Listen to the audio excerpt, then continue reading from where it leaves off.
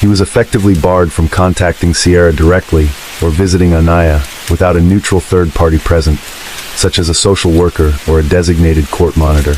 Sierra started isolating herself and refused to allow her children to visit with any of their loved ones. Rather than accept help from Anaya's father or extended family, Sierra chose to enroll her daughter in daycare. Shortly after her arrival at the Harbor Crest daycare in Euclid, workers began documenting new injuries observed in Anaya's body that seemed to appear daily. Abrasions, burns, and even black eyes were ultimately detailed in a total of 18 observation reports filed by staff, which were in turn filed to their supervisors. In one of the reports, a daycare worker noted that Sierra frequently dismissed the concerns for her child, claiming that Anaya was a liar. In May of 2017, Anaya arrived at daycare with bumps on her head and a scrape on her face. That day, she informed a caretaker, and I quote, "Mommy pushed me down the steps." Sierra assured the caretaker that her daughter had simply fallen at a park. Days later, Anaya showed up at daycare, this time complaining that she had a headache. Upon examination, blisters were found on her scalp and dried blood inside of her ear. Sierra insisted that this was just an allergic reaction to a Johnson & Johnson baby wash that she'd been using. In the same breath, she proceeded to change her story, claiming that these particular injuries may have been caused by Anaya's braid that had been wound too tight. When Anaya was pulled aside, her story was much different than her mother's, insisting that, and I quote, "Mommy hit me. Mommy hurt me." As a result, the owner of the daycare facility notified the police, and Anaya was transported to the hospital for physical evaluation. Despite the multiple reports and medical treatment, Anaya was subsequently released back to her mother. Concerns for the little girl only grew when Sierra began dating a man named Deontay Lewis in July of 2017. While Deontay had no previous criminal record, 26-year-old who worked as a local security guard was the furthest thing from a protector, was incapable of keeping anyone safe, let alone Anaya. Family members described Deontay as controlling, and when he entered the picture, the family dynamic took a turn for the worse. While the child's biological father had been made aware of the reports, he also witnessed the violence firsthand. During a visit to the home in September of 2017, Michael discovered bruises on Anaya's chest and back. On a separate occasion, Michael took notice of a rotting tooth Anaya had been suffering with that had gone untreated. Michael subsequently photographed these injuries and filed his own report with the Cleveland police. Despite Michael's multiple petitions to the courts, expressing fears for his daughter's safety, law enforcement failed to take appropriate action, allowing the violence to continue unchecked. A few months later, in December of 2017, the Cuyahoga County Department of Children and Family Services received an emergency referral regarding allegations of violence and neglect involving Anaya. When a social worker visited Sierra's apartment, she observed more bruises and burns on Anaya's body, but for some reason deemed the child's living conditions as up to par after confirming functional utilities, food supplies, and requirements of basic necessities had been met. While law enforcement assured Anaya's father they were looking into the matter, the investigation did not escalate any further. Surely recognizing that she was under the distorted microscope of law enforcement, Sierra Day made the decision to transfer Anaya from Harbor Crest to a new daycare, one where she herself was employed. This was a preschool in Euclid called Get Ready, Set, Throw. By the time Anaya arrived at her new preschool, things had gotten much worse. Staff noticed that she appeared malnourished, sickly, and emotionally withdrawn. When confronted by her coworkers concerned that her daughter's weight was low, Sierra assured them that she was fine and had always been just a skinny child. Despite Anaya's condition that was worsening by the day, Sierra's mere presence as a teacher at Get Ready, Set, Grow facilitated an environment where she was able to better disguise the violence. Anaya's transition out of Harbor Crest and into her mother's workplace essentially shielded caregivers from properly documenting her daughter's injuries. It became a place where supervision was even more minimal. That fact was ultimately proven in January of 2018. Cleveland PD's investigation into Sierra Day was closed altogether. The case against her was somehow deemed unsubstantiated. Despite hospital visits, photographic evidence, witness accounts, and even statements from Anaya herself, the 4-year-old was allowed to remain in a dangerous environment behind the closed doors at her mother's apartment. What happened over the next few weeks went ignored until it was far too late. The social worker who had visited the home had scheduled a follow-up meeting for March 9, 2018, but Sierra postponed it to March 12th. And tragically for Anaya, that day never came. On March 11th, 2018, Deontay Lewis called 911 to report that Anaya had fallen from the toilet and was having trouble breathing. After nearly 4 minutes, Sierra took the phone, informing the operator that she had put her hand to Anaya's nose and that there was no air coming out. When the dispatcher ordered Sierra to administer CPR, there was no indication that either of the two adults followed her instructions. The dispatcher also noted how both Deontay and Sierra remained abnormally calm for the duration of the call. When paramedics arrived, they immediately noticed the heavy stench of bleach. In addition, Anaya's mattress had been stripped of its bedding, aside from one small fleece blanket, and smelled strongly of urine. Police also found court papers regarding Michael Garrett's custody battle torn up and thrown in the trash. Authorities also noticed a scarcity of food in the home, aside from 2 half-eaten Chipotle bowls discovered in the microwave. But the worst discovery is when 4-year-old Anaya was found dressed in winter clothing, lying on the floor underneath an air conditioner. It was a cold day in March, and the presence of a running air conditioner struck the first responders as bizarre. It appeared evident that Sierra and Deontay had tried to disguise the smell of human decay by keeping the child's body cool. In addition, Anaya was found nowhere near the toilet Deontay and Sierra initially reported her falling from. Rigor mortis had already set in, indicating that she had been dead for several hours. Her lips were cracked and her face was pale, showing clear signs of prolonged neglect. She was severely emaciated, with her small body resembling that of a skeleton, with her vertebrae and hip bones protruding from her small winter coat. Anaya's face also bore a deep, dark bruise that had caused one eye to swell shut. A laceration above the same eye was also visible. Additional bruises, cuts, and burns were witnessed across her entire body, along with areas of her skin that had begun to droop and fall from her tiny frame due to severe loss of fat and muscle tissue. Anaya's knees and lower legs showed signs of bed sores as well, indicating that she had been confined to one position for extended periods. When questioned by police at home, the couple claimed that Anaya had fallen off the toilet that morning and hit her head, rendering her unconscious. Sierra also noted that Anaya hadn't eaten since the previous Thursday, roughly 4 days before, after becoming ill from a meal at a local Red Lobster. However, what Sierra's brother later told police suggested that Anaya had gone without food for much longer. In February of 2018, Sierra's brother Isaiah Day visited the apartment only to find Anaya lying immobile on a bed. When he asked if she was okay, Sierra casually replied yeah, completely dismissing her daughter's alarming condition. She went on to nonchalantly explain to her brother that Anaya hadn't been eating much, a vast understatement given the fact that Anaya had allegedly already lost all function of her legs. Despite a clear sense of urgency, Isaiah failed to notify the police and only revealed this information when he was questioned following Anaya's death. Investigators also learned that on February 21st, Sierra contacted local authorities, not regarding her daughter, but to report her laptop stolen. When deputies arrived at the home, Deontay answered the door. Police never went inside, but had they, a starving Anaya more than likely would have been found. Following these grim discoveries, Sierra and Deontay were both arrested. During her interrogation, Sierra admitted that Anaya began showing flu-like symptoms on March 8th and had been vomiting all day after the meal at Red Lobster.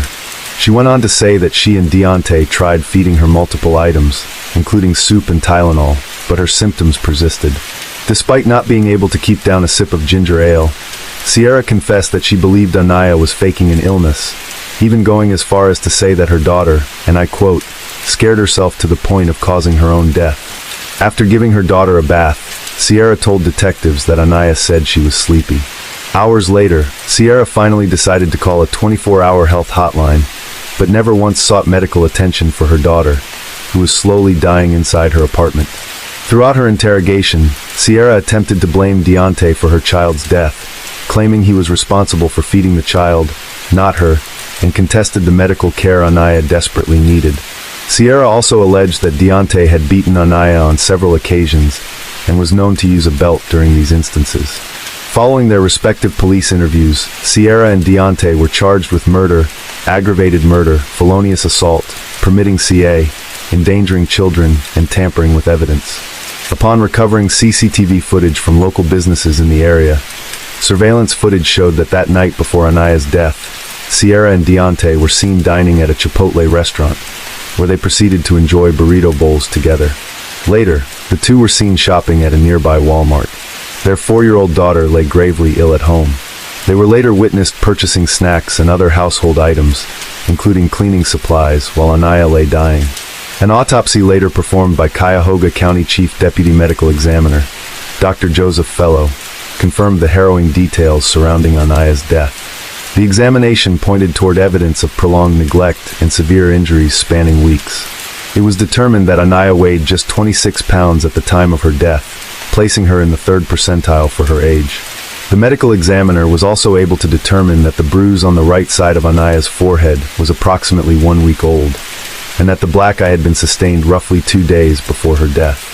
Fatisha was also found around her eyes, further evidence of her prolonged suffering before death. The autopsy also revealed a cerebral infarction caused by a subdural hematoma, consistent with blunt force trauma to the head. This hematoma had developed over weeks, leading to extensive brain damage and a stroke that affected the left side of her brain, which controls the right side of the body. This trauma resulted in paralysis, impaired speech, and a decline in motor function. Dr. Fellow also documented signs of starvation, noting that Anaya's body had begun to consume itself. Her stomach lining showed ulcers from prolonged acid exposure due to a lack of food. Her pancreas was inflamed, and her lungs exhibited signs of collapse. The cumulative findings led Dr. Fellow to rule her cause of death as cerebral infarction due to blunt impacts to the head, with malnutrition as a significant contributing factor. Her manner of death was immediately classified as homicide. Upon analyzing the suspect's cell phones, authorities recovered a tape of Sierra and Deontay that was recorded at 3:28 p.m. on March 10, 2018, the day before Anaya's death. This was just one more disturbing detail, knowing that the 4-year-old was nearing her final moments, lying hopelessly in the other room. Justice for Anaya would finally come at trial when opening arguments began on February 28, 2019. The proceedings exposed the undeniable depth of the cruelty the little girl had endured long before she was left to die inside her mother's apartment.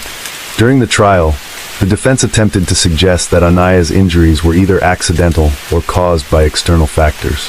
However, their explanations were contradicted by the overwhelming medical evidence and a total of 37 testimonies from witnesses, including daycare workers, first responders, social workers, family members, and more. The paramedics on scene that fateful day took the stand, recounting Anaya's emaciated state to the jury. Additionally, the surveillance footage of Sierra and Deontay casually eating at local restaurants and shopping for bleach at Walmart were also presented in court.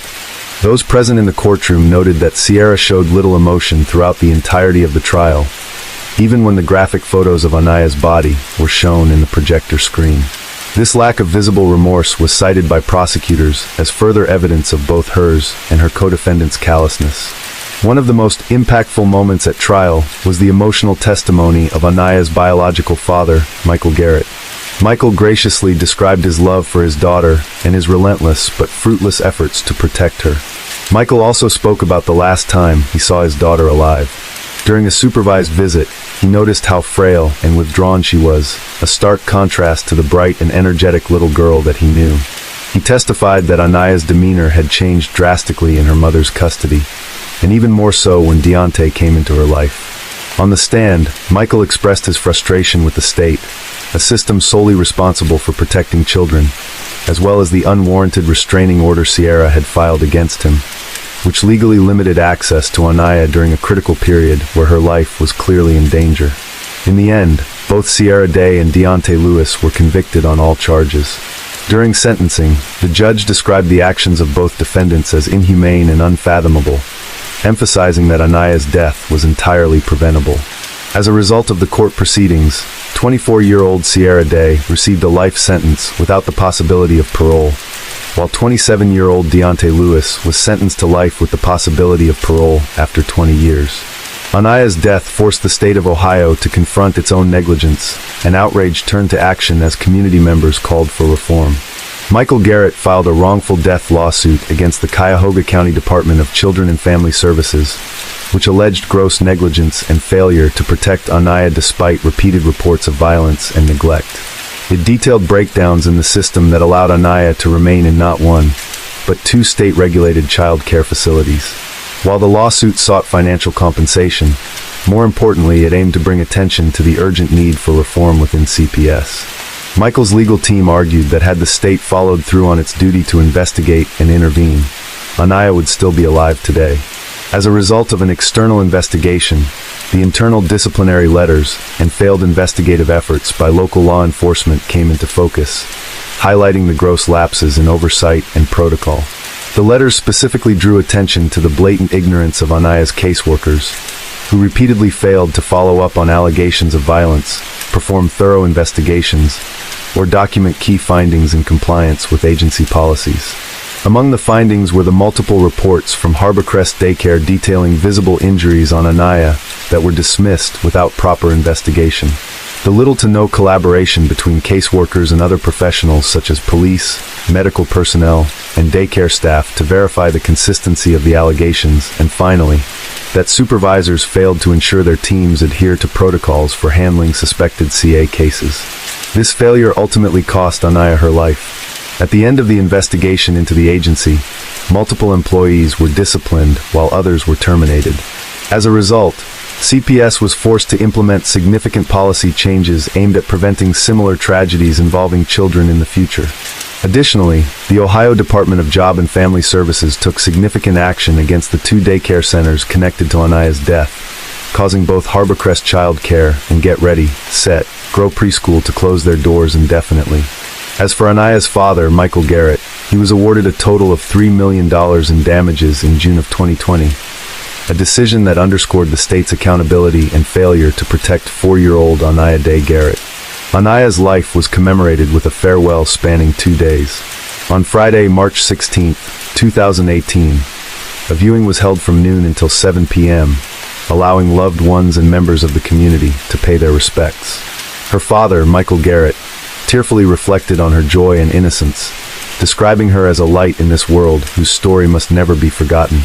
The following day, on Saturday, March 17th, Anaya's funeral took place at River of Life Ministries in Euclid, Ohio. Attendees watched as her tiny pink casket adorned with a tiara traveled through the streets of Euclid in a horse-drawn carriage. It was both a celebration of her short life and a heartbreaking reminder of her tragic death. Her funeral not only honored her memory, but also served as a call for accountability to protect other children. Deontay Lewis later appealed his conviction and life sentence, arguing that his trial was unfair and that the evidence presented did not support the jury's findings. However, in 2022, the Ohio Court of Appeals denied his appeal, and both his conviction and sentence were upheld. It is beyond heart-wrenching to reflect on how Anaya Day Garrett, at only 4 years old, found the courage to speak up for herself repeatedly, bravely telling the adults in her life that she was in danger. From daycare workers to her father, she voiced the harm she experienced at home, pointing to her injuries and outwardly naming the source of her pain. Tragically, those cries for help were overlooked, ignored, or dismissed entirely. The system set in place to protect her simply failed her. Often, people highlight this one tragic fact involving child victims at the hands of their parents. That is that a child often cannot advocate for themselves or properly seek help. However, Anaya did everything in her power to advocate for herself. She knew she was in danger. She knew what her mother and her mother's boyfriend was doing to her was wrong. But as we've seen so many times, even when a child does try to seek help, many people do not take it seriously, especially those whose responsibility is to protect children in need. By the time anybody listened, it was too late. The vibrant little girl who had fought so hard to be heard has left silence forever. Anaya's story stands as a devastating reminder of the cost of inaction by the powers that be. Through the tireless efforts of her father and community advocates, Anaya's story continues to inspire change, a testament of hope that no child will ever suffer in silence again. Case 2. Maya Rudd was born in the early morning hours of October 12, 2023 in Owensboro, Kentucky. She was the fourth and youngest child born to Tesla Tucker and Cage Rudd. Her oldest sibling was about 6 years older, but the other two were barely toddlers when Maya was born. Maya's family called her Smiley due to her toothless baby smile, which was a common sight in the Tucker Rudd home. Her siblings were enamored with their new baby sister. Maya was especially close with her brother, who was a little over a year older than she was. He always knew how to make her laugh. By the time she was 8 months old, she was close to crawling and sitting up on her own. She had tufts of brown hair and green eyes. Maya was described as an ambitious and willing mind, tiny toes and a smile that was contagious, a beacon of hope, a bundle of sunshine from the very start.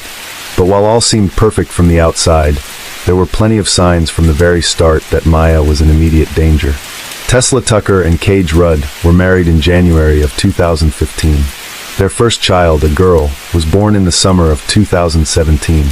They had a boy in 2021 and a girl in 2022, and finally Maya in 2023. Now, the couple were not well liked in their community. They lived in Reynolds Station, an unincorporated area in Kentucky, about 25 miles from Owensboro. Along with their general bad attitudes, it's said that Tesla and Cage were known for their reckless driving around the community. One resident claims they stole parts from his friend's car. The extended Tucker Rudd family were all known to the justice system. Maya's father Cage and grandfather Ricky Smith were both felons. Cage was previously charged for possessing and promoting illegal substances, and he pled guilty in March of 2024. Instead of serving time in custody, he was under supervised diversion for 1 year. Ricky also had previous drug offenses and was charged for violating his parole conditions. Her other grandfather, David Tucker, had court fines that went unpaid. Maya's maternal grandmother, Talida Tucker, had theft and check fraud charges filed against her in Indiana. She evaded these charges by not showing up to her court dates. She was also charged for failure to maintain liability insurance in 2003, which she only served 5 days of a 180-day sentence.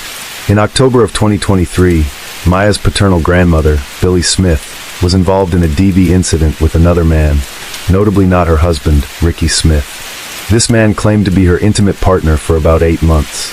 They were outside his home when he claims Billy wanted money and the keys to his truck, which he refused to give her. He claims Billy hit and kicked his head and body and eventually knocked him unconscious. He was hospitalized for his wounds, and the next day, someone reported a woman asleep in a car to the police. When they arrived to check on her, they realized it was Billy. She admitted to getting into the altercation, but claimed it was self-defense on her part. She said the man had attempted to beat her with a wooden baseball bat. Billy wasn't detained on the spot, but she would eventually have an arrest warrant for second-degree assault filed against her. Neither parent nor any of her grandparents made any progress towards a better path. They evaded consequences instead of facing them. At any point, these people could have been taken into custody, leaving the young children in the hands of more dangerous family members, or even the foster care system. Not everyone in the Tucker Rudd Smith extended family was involved in illegal activities, but it seemed Tesla and Cage didn't see their clean record relatives as proper caretakers. Maya's 3 siblings were each taken from their parents' home at separate times due to their living conditions. They were placed in their maternal grandparents' custody, but Maya remained with Tesla and Cage. The process to remove her began soon after she was born, but it wasn't swift enough. Social services had Maya on their radar early on, when her umbilical cord tested positive for crystal. It was then that they began the process of removing her from her parents' custody. They tried the traditional ways, but they were ignored. Every time social services tried to contact Tesla and Cage, their calls were unanswered. Visiting their Reynolds Station home was just as unuseful. They tried reaching out to the extended family, but they either could not or would not help them. The Cabinet of Health and Family Services, or CHFS, had the power to reach out to the Kentucky State Police. There was enough reason to believe Maya was in immediate danger, and having police resources on their side could have definitely helped speed up the process. The police would later say that the CHFS never asked for their aid in finding Maya. When asked directly what their search efforts looked like, they said they could not answer because of the ongoing investigation. A friend of Tesla and Cage, Brody Payne, moved onto the property around December of 2023. He lived in a trailer with the VIN number removed. Ricky Smith was also living with him, but this wasn't your normal couch surfing situation. For months, Tesla and Cage were dealing illegal drugs from their home in Reynolds Station with Ricky and Brody's help. They did this with Maya in plain view. Brody had some criminal charges in Indiana, most notably for possession of 28 or more grams of crystal in December of 2016. A court order stated that under no circumstances could the Tucker Rudd children visit their parents' house. However, the court order was violated enough times for illegal substances to eventually show up in the older children's hair. In the late spring and midsummer of 2024, the Kentucky State Police were investigating drug traffickers in every county of the state. They called this Operation Summer Heat, which received wide press coverage by Kentucky-based news. Louisiana and Alaska, inspired by Kentucky, had their own Operation Summer Heats in the following months. By July, they made over 200 arrests and just under 500 criminal charges. The monetary value of the seized contraband totaled $684,953.50, along with additional cash, weapons, and other contraband also taken in evidence. The operation was partially credited to the decrease in violent crimes and fatal ODs in the state of Kentucky by the end of 2024. Tesla, Cage, Ricky, and Brody were not as slick as they thought they were. They handled their operation recklessly, having their goods mailed to them through the United States Postal Service. It was only a matter of time before they would be caught. But unfortunately, as you soon will see, it was not the drug trafficking that made them infamous in the state of Kentucky. Fairly early into their operation, a detection dog with the Davis County Sheriff's Office took interest in a package that was set for delivery. Officers noted the recipient, Brody Payne, and tested the package for illegal substances. Inside was a half-pound of crystal. Someone was mailing illegal drugs to the Postal Service straight into Brody's lap, and law enforcement were going to find out why. Their investigation into him lasted for months, and eventually led them straight to his residence and his accomplices. Officers pulled into the Reynolds Station home driveway and delivered the package. When Brody came outside to pick it up, he was arrested on the spot. He already had a warrant out for his arrest for failing to make child support payments, but that was nothing compared to the drug charges. Brody could not play dumb because there was a second package meant for him that the police seized. It had counterfeit drugs containing fentanyl and a powder-cutting agent. One package looks bad, but two looks worse. He was booked into the Davis County Detention Center on May 20th and charged with first-degree crystal trafficking, aggravated fentanyl trafficking, and purchase and possession of drug paraphernalia. His cash bond was set at $35,000. Maya was last seen by her extended family in April of 2024. In early June, Tesla's sister, Alexis, heard from grandmother Talitha that CPS had taken Maya away. Talitha believed this, or at least she pretended to. Alexis, however, was not convinced and contacted law enforcement for a wellness check for her 8-month-old niece. But per usual, the parents weren't home and nobody could get in contact with them. Investigators spoke to Talitha. She told them her daughter said that Maya was taken away by CPS on May 1st. Detectives followed this lead, but there were no records from CPS backing up the story. Brody was arrested in connection to a drug operation in the Reynolds Station home, and for nothing involving Maya's disappearance. But it didn't take long for police to put together that Brody was maintaining his illegal drug operation in the home of a missing infant. They thought that maybe there was a connection, and they were right. On June 6th, Tesla, Cage, and Ricky were found in a Super 8 motel with what law enforcement described as a multitude of really heavy street drugs. The room was in Cage's name. When investigators opened the door, Tesla was sitting on the bed with suspected fentanyl-laced pills within reach and in plain view. She also had crystal stowed away in her purse. Ricky was on the couch next to a glass pipe and had crystal in his pockets. All three of them were arrested, and upon being questioned, they said they didn't know where Maya was. The trio were charged with child abandonment along with drug possession. They were taken into custody at the Davis County Detention Center and held on $20,000 cash bonds. This is the same jail that Brody was in. During the booking process, Cage had weed confiscated from him. He claimed he had forgotten that he had it on him. The next day, the three had additional charges filed against them involving organized crime, CA, and drug trafficking. Ricky was also charged with owning firearms as a felon and named as a persistent felony offender. On June 9th, detectives visited Billy Smith in search of Maya. The baby wasn't with her grandmother, but Billy was brought into custody anyway due to the outstanding arrest warrants against her from October of 2023. If that wasn't bad enough, another man was arrested the moment officers pulled onto the property. This man, Timothy Roach, was arrested for trying to hide a prescription-only substance under a car. He had a long history of drug offenses prior to this arrest on the 9th. Both he and Billy were booked into the Ohio County Detention Center. The next day, Tesla, Cage, and Ricky had their arraignment hearing for the drug charges against them overseen by Judge Misty Miller of the 6th Judicial District. Later, Tesla and Cage were arraigned for Maya's abandonment and other drug charges by Judge Gregory Vincent of the 38th Judicial District. Ricky and Timothy were also arraigned before Judge Vincent the very same day. Since Maya was a vulnerable, helpless baby less than 1 year old, locating her was obviously top priority. They scoured the wooded area surrounding her parents' house and the nearby cemetery. They pulled out all the stops, even bringing out cadaver dogs and publishing a tip line. Neighbors and members of the community joined the search effort. They didn't care much for Tesla and Cage, and most people didn't even know they had a fourth infant child. But they were willing to put their dislike on hold while the baby girl was missing. On June 12th, law enforcement returned to the home of Maya's maternal grandparents, David and Talitha Tucker, with a search warrant. Once again, Maya was not there, but the couple was arrested for their unrelated outstanding warrants. As we mentioned earlier, Talitha had theft and fraud charges against her in the state of Indiana, and David had unpaid court fines. They were held in the Davis County Detention Center. Police also took their electronics into evidence. Maya's sisters and brother were promptly whisked away to safety. The following day, Brody Payne had more charges filed against him. In addition to the possession of illegal substances, he was charged with trafficking them, participating in organized crime, and wanton endangerment. Neither Tesla nor Cage cooperated with detectives.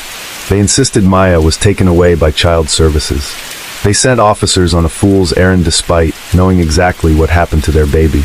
The grandparents didn't help either, and the extended family were completely in the dark. This period of uncertainty frightened the community. They thought they lived in a safe place with kind neighbors, so Maya's disappearance shook them to their core. There was no evidence of Maya being alive or dead. If it was the latter, law enforcement suspected she would be in the wooded area behind her parents' home, or in a nearby cemetery on a hill. They failed to find anything with the cadaver dogs alone, so they made plans to return with more specialized equipment. The Ohio County Coroner's Office also joined in the efforts. Horry King, the public affairs officer for the Kentucky State Police, made it clear that the coroner's office's involvement didn't necessarily mean that Maya was dead.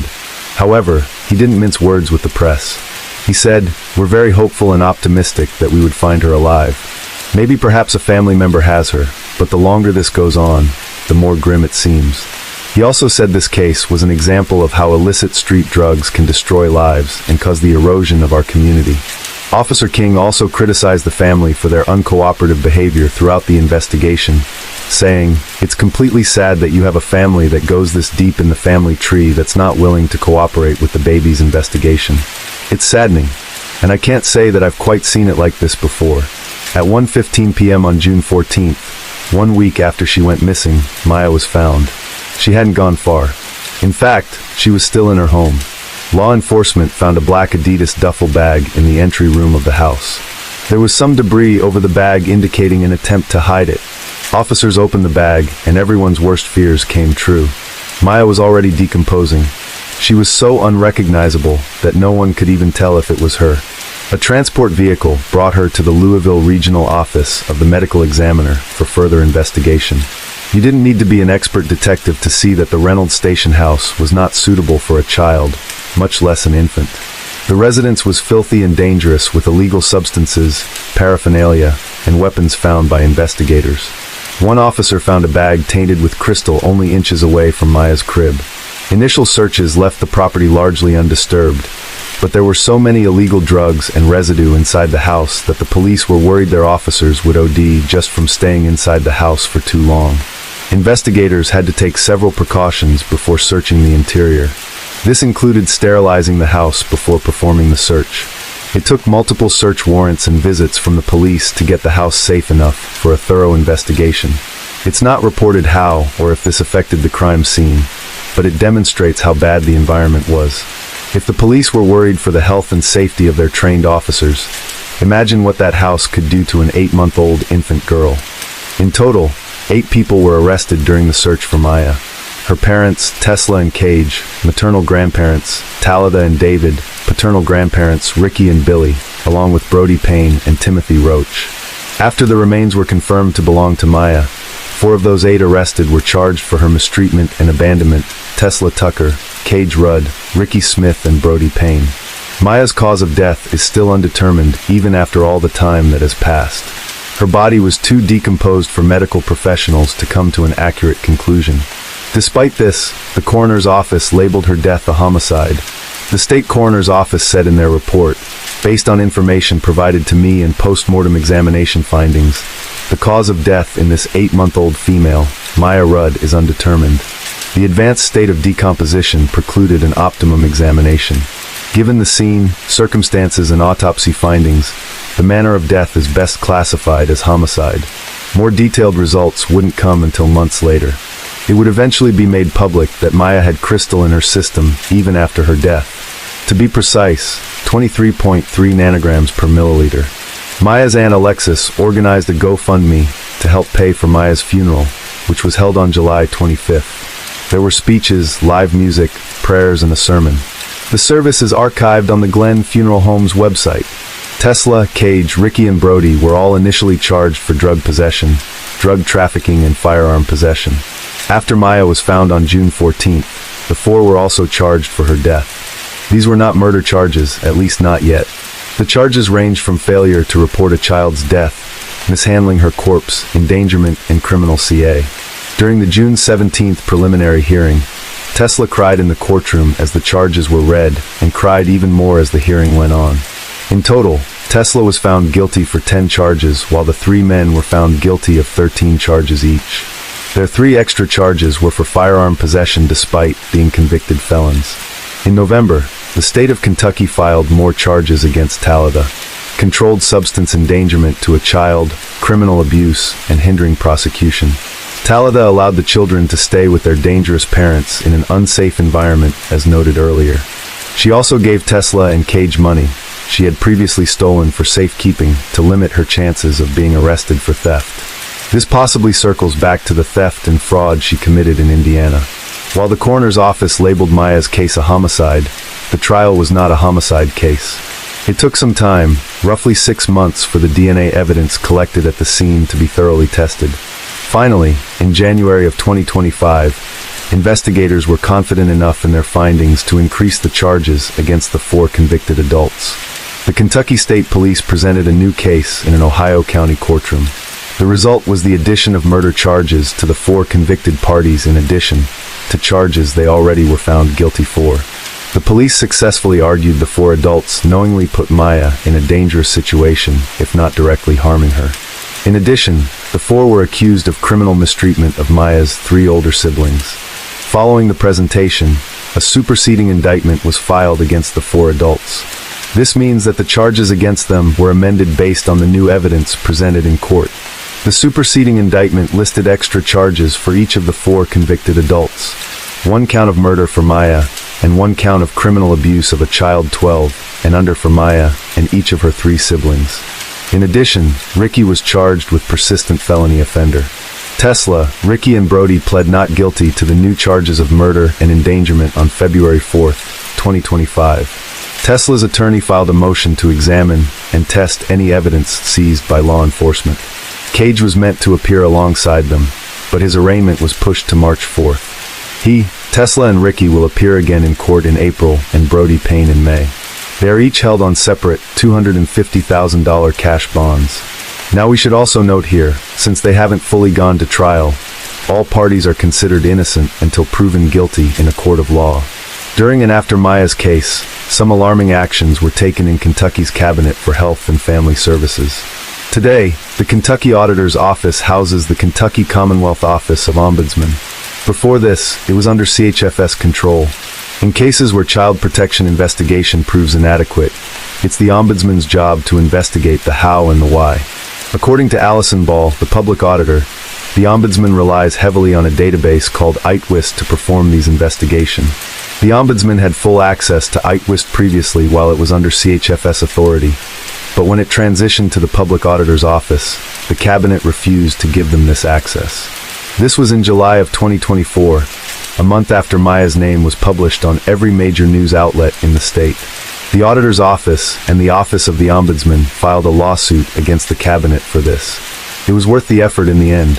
September 2024, the Ombudsman regained access to the ITWIST database and could resume their usual duties. More recently, a bill advanced that would protect the Ombudsman's access to ITWIST. During this dispute between CHFS and the auditor's office, a more helpful and hopeful piece of legislation was in the works. The same day Maya was found, a Kentucky man named Eric Williams created a petition on change.org. Eric Williams has no relation to Maya, but he was so upset, frustrated, and heartbroken by her story that he wanted to see some changes come from it. Eric proposed the creation of a new law called Maya's Law. If a parent or parents lose custody of children and haven't regained that custody, they would not be allowed to keep a newborn in their care. The petition received over 2,000 signatures within the first 5 days alone, and is currently at just under 8,600. Eric told news station WPSD Local 6 News, "I can't go buy a car if I didn't pay for my last car, can I, right? I can't go adopt a dog if I was found of animal abuse, but how come I can leave with a brand new baby when I lost my previous ones?" Eric made it clear he didn't want to separate families, but to protect vulnerable children like Maya and her siblings. The people's call for action did not go unheard. Kentucky State Representative Myron Dossett sponsored Baby Maya's Law, officially called House Bill 574. It was approved by the House Standing Committee on February 20th, 2025, and will be brought before the main floor for further approval. Currently, the wording of the bill states, if anyone knows of a child born to a parent or parents who have a lost custody of other children and haven't regained that custody, or b. have ongoing cases of mistreatment of children against them, they must report those parents to the authorities. 2023, before Maya's passing, discussions for a similar bill began, but ultimately never came to fruition. One of the parties involved was Heather Gray, executive director of the Joy Closet, a non-profit organization that aids Kentucky's foster children. Representative Dossett was also part of the discussions for this earlier bill, so Heather was easily able to reach out to him about Baby Maya's Law. While it is sad it took the death of an 8-month-old little girl for such measures to be taken at all, Heather and the others at the Joy Closet are grateful to see change being made. Representative Dossett said about the bill, "When a child is born to parents who already have their children in someone else's custody due to neglect or abuse, the state should intervene and ensure that the child is safe and cared for. I believe in second chances, but there is no second chance for a child who passes away due to abuse or neglect. We have to put children's safety first and ensure that the parents are proactively changing their lives for the better before any child, especially a newborn, is returned to their custody." The 3 older children are now in the care of their Aunt Alexis and her boyfriend John. In an interview with WPSD Local 6 News, Alexis recalled the day she learned that Maya was found, and they told me they found her. I was like, okay, is she okay? And it was not okay. She wasn't okay, and I lost a little piece of me that day. It was hard. They intend to raise Maya's siblings in their home with their own children. Alexis and John shared the following with reporters. "They deserve way better than they have been given, and I want to give them the best life that they deserve." Alexis and John elected to take on her sister's 3 kids, Maya's siblings, to raise along with their own. The goal, to hopefully make them a permanent fixture. We may not be their actual parents, but we will fill that void. We're going to love them like we're their actual parents. We're going to make sure that, they are taken care of. They get the best education possible. They get to do whatever they want to do. And they can just enjoy their life as kids. They don't deserve this. Case 3. Tabasha was born on January 8, 1981 in Bakersfield, California, to parents Gwendolyn Page Crowells and Willie Johnson. She was 30 years old at the time of our story. Jordan Criado's family, however, had abandoned him long before our story took place. Jordan was born in 1960 and was 21 years older than his wife. Tabasha and her mother shared a close bond. Gwendolyn recalled how her daughter would often call her late at night to talk and crack jokes. Gwendolyn would also sing songs with her grandchildren while on the phone. Jordan and Tabasha had 4 children.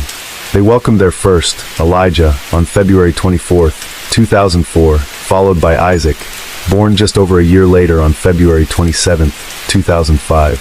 The third youngest, Andrew, was born on May 12, 2006, and finally, Aurora was born on January 13, 2009. Aurora was their only daughter, and all 3 boys carried their father's first name as their middle name. All 4 children were reported to have special needs, and Tabasha herself struggled with mental illness, specifically bipolar disorder. Elijah, who was 7 at the time of our story, was known by his teachers as having an innate ability to craft and construct sophisticated toys. He would give toys he created to other students, and he also enjoyed making art projects for his siblings. 6-year-old Isaac was also creative and artistic. He was above his grade level in reading and writing, and had an obsession with Thomas the Tank Engine. 5-year-old Andrew, the youngest boy, was still in Head Start. He was more focused on toys, and enjoyed superhero action figures like Iron Man and Spider-Man. He also enjoyed playing with Hot Wheels cars. 2-year-old Aurora, the youngest and still very much the baby of the family, was an early Head Start. She was said to have loved Barbie dolls. 12-year-old Madison Grease, who had babysat for the Criado family, said of the children, they were all very loving. The boys were hyper, but they listened to me really good. She said of their parents, Tabby was really nice. I got a good vibe off her. Dad was kinda creepy. Tabasha had met Jordan at a community college in Bakersfield, California after she had gotten out of the Navy. She married him despite knowing he had been sentenced to 20 years in prison in December of 1989 for the essay of his ex-wife's 3 daughters in Sacramento County. Jordan had been arrested and pled guilty in August of 1990 to 8 counts of lewd and acts with a child under 14. Jordan had also gone back to jail at one point for 91 days for failing to register as an offender, which he was required to do by law no matter where he lived. Jordan's reputation was permanently stained, and for very good reason. It was no secret to the public that he committed such heinous acts against young children. Offenders on the registry are usually quite easy to look up. Despite knowing this, Tabasha still chose to be with him. According to those that knew her, Tabasha wasn't threatened by what Jordan had done in his past. Tabasha's brother, Jesse Adams, also felt that Jordan had served his time in prison, and by doing so, in his words, had paid his debt to society for his actions. Jordan moved his new family to the state of Oregon to get away from his ex-wife's family, as well as anyone else who knew why he'd been in prison. They first settled in Central Point, but they were soon evicted from their home after Jordan lost his job at a local factory. They then moved to Medford, where Tabasha enrolled at another community college to continue her education, and Jordan worked out of their home fixing cars. The family settled into a house located at 1027 West 10th Street, but the Criado household wasn't a healthy one. According to their neighbors, Jordan and Tabasha seemed to have frequent arguments, but nothing physical or aggressive. Child Protective Services had also been called to their address in the past, but the reasons why were not publicly known. Some neighbors reported hearing a loud fight on Sunday, July 17, 2011. It was no secret that Tabasha had intended to divorce Jordan. She had expressed her intentions to do so to her family and friends frequently. That evening, Tabasha stayed out all night and Jordan reported her missing early Monday morning. According to Medford Police Chief Tim George, officers located her later that morning at a local Minute Mart. Surveillance videos showed Tabasha standing at the cash register at 7:46 a.m. According to store clerk Lori Groh, she was talking calmly on her cell phone when she came into the store. She bought 3 fruit-flavored cigar wrappers for 89 cents each, and then sat at a table. Tabasha was dressed in a black cap, black sweatshirt, black pants, and white running shoes. She appeared to be texting on her phone. Then she looked outside and smiled broadly before walking out to join the police officers who had been looking for her. They gave her a ride home, and according to the officers, she didn't appear frightened or nervous before they left her home with Jordan. At 9:23 a.m. the same day, just an hour after Tabasha returned home, neighbor Calvin Kennedy called 911 after he could see what appeared to be smoke coming from the Criado home. Calvin had pounded on the door, trying to get a response from the family, but got no answer. When officials arrived, smoke was now pouring out from the residence. Dozens of firefighters, police and ambulance crews had arrived on the scene to help put out the blaze and rescue the family. Firefighters had to forcefully break into the home because the door had been deadbolt shut. The living room couch was placed against the front door, and the back sliding glass doors were locked from the inside with a wooden dowel. Police said that the fire, which was considered to be arson, had been started in several locations around the house. The first victim was evacuated from the home 16 minutes after the 911 call was placed, last a few minutes later at 9:43 a.m. First responders worked in an average attempt to resuscitate the family in their front yard. The lawn resembled a war zone made into an emergency triage unit as rescue personnel searched for pulses, removed their bloody clothing, and performed CPR. First responders discovered stab wounds on Tabasha and all of the 3 little boys. They were able to get a pulse on 2 of the children at the scene. They were later pronounced dead at the hospital. Tabasha and her 4 children were gone. Jordan was the only member of the family that survived. He was taken to the hospital unconscious from smoke inhalation. Police quickly zeroed in on the father to be the sole perpetrator and made plans to arrest him as soon as he was well enough to leave the hospital.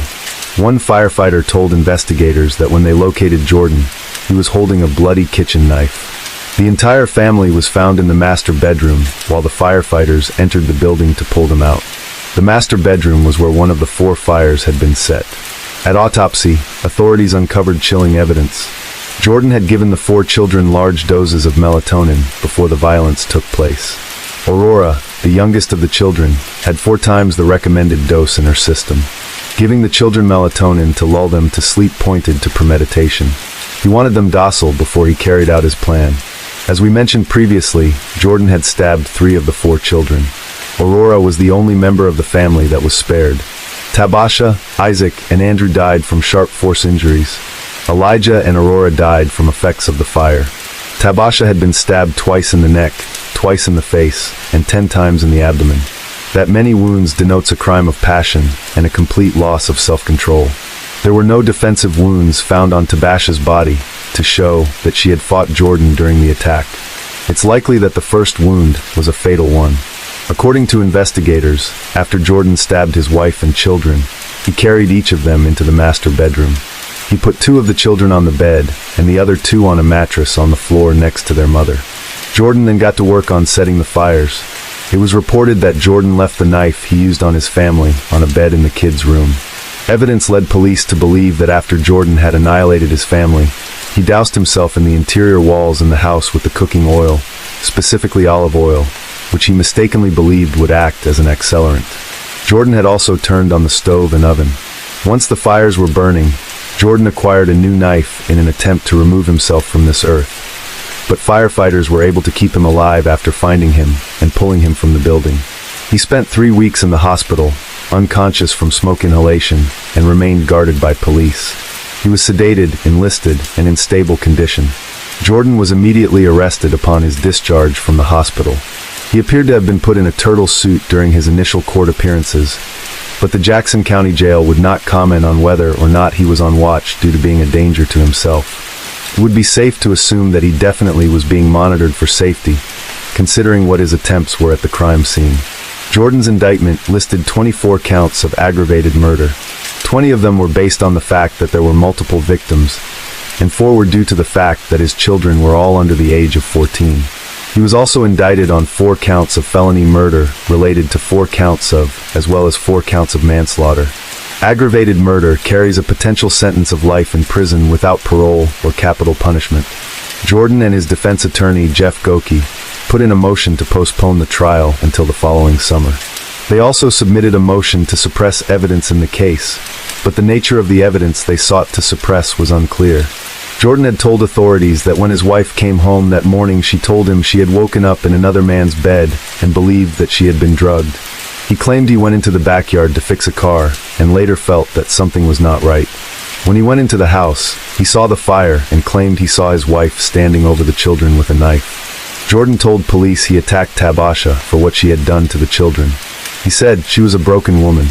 I had no right to take her life, but I did not kill my babies. When they needed me the most, I wasn't there. I knew she was not well, but I never thought she would hurt the babies." Now, this defense is surprisingly not as uncommon as you think.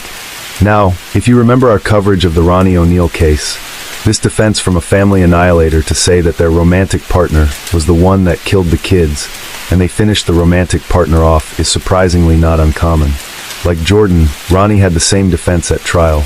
District Attorney Beth Heckert, however, described Jordan's behavior as selfish, controlling, and jealous, and said that he had killed his entire family and tried to remove himself from this earth rather than let his wife leave him behind for another man. Judge Mejia believed that Jordan was delusional, and that the evidence extensively showed that Jordan had killed his entire family in a fit of jealous rage after learning his wife had spent the night with another man. He had set fire to the house. He said Jordan could not or would not accept the shame of murdering his own children, so he blamed Tabasha to paint her as the unstable one and absolve himself of his guilt. Fortunately, Jordan survived and would be forced to continue living with the knowledge of what he had done for the rest of his life. Jordan eventually entered what's known as an Alford plea to 4 counts of aggravated murder and 1 of arson. That means that while he does not admit guilt, he acknowledged that there was enough evidence to convict him. The Alford plea saved the Oregon court system the hassle and the hefty cost of a lengthy trial. In return, prosecutors did not pursue capital punishment and recommended life in prison without the possibility of parole. Willie Johnson, Tabash's biological father, who now goes by the name Marzek Zayad, was hit particularly hard by the events of the tragedy. Marzek never got to meet his youngest daughter in person. He claimed that he had an affair with her mother, but he didn't even know he had a daughter for a long time. He said that he wasn't listed on her birth certificate, but the family resemblance was clear. Tabash's mother eventually acknowledged his paternity. Early attempts to meet his newly discovered daughter in person had failed many times. 6 months before the tragedy, Marzek had reconnected with Tabasha on Facebook. They had begun talking on the phone regularly and were working towards establishing a connection. The night before the murders, the conversation between them was about the overdue family reunion. According to Marzek, Tabasha was my baby. We were planning for me to come out for a visit. We were going to have a barbecue. The whole family was getting happy. But father and daughter never got to reconnect because of what Jordan had done. He did, however, have some happy memories to hold on to. He lovingly recalled, "The sweetest word I ever heard in my life came from Aurora's mouth. She called me Grandpa." Dressed in a black suit at Jordan's sentencing, Marzek said he himself was a victim of family violence several times over, which included the murders of his own 2 sisters. He added that Jordan was not solely to blame. He also blamed the California prison system, where Jordan did time for the essay of his first wife's daughter. The grieving father claimed that they too had a hand in what Jordan had become, saying, "Jordan wasn't released from prison. Jordan was unleashed on society." Marzek had a lot to say about the justice system and how it frequently fails to effectively rehabilitate inmates before they are released. Marzek had personal experience dealing with the justice system himself. He had spent several years in prison following a shooting in his California home in 1990. Marzek claimed he was trying to get his stepson's friend out of his house by scaring him with a shotgun. His friend was a gang member who brought drugs into his home. There was a struggle and the gun went off. Marzek's conviction was overturned several years later by an appeals court ruling that his case had to be retried or sentenced commuted to voluntary manslaughter. This offense carried a 10-year maximum sentence, which was less than the number of years he had already spent in prison.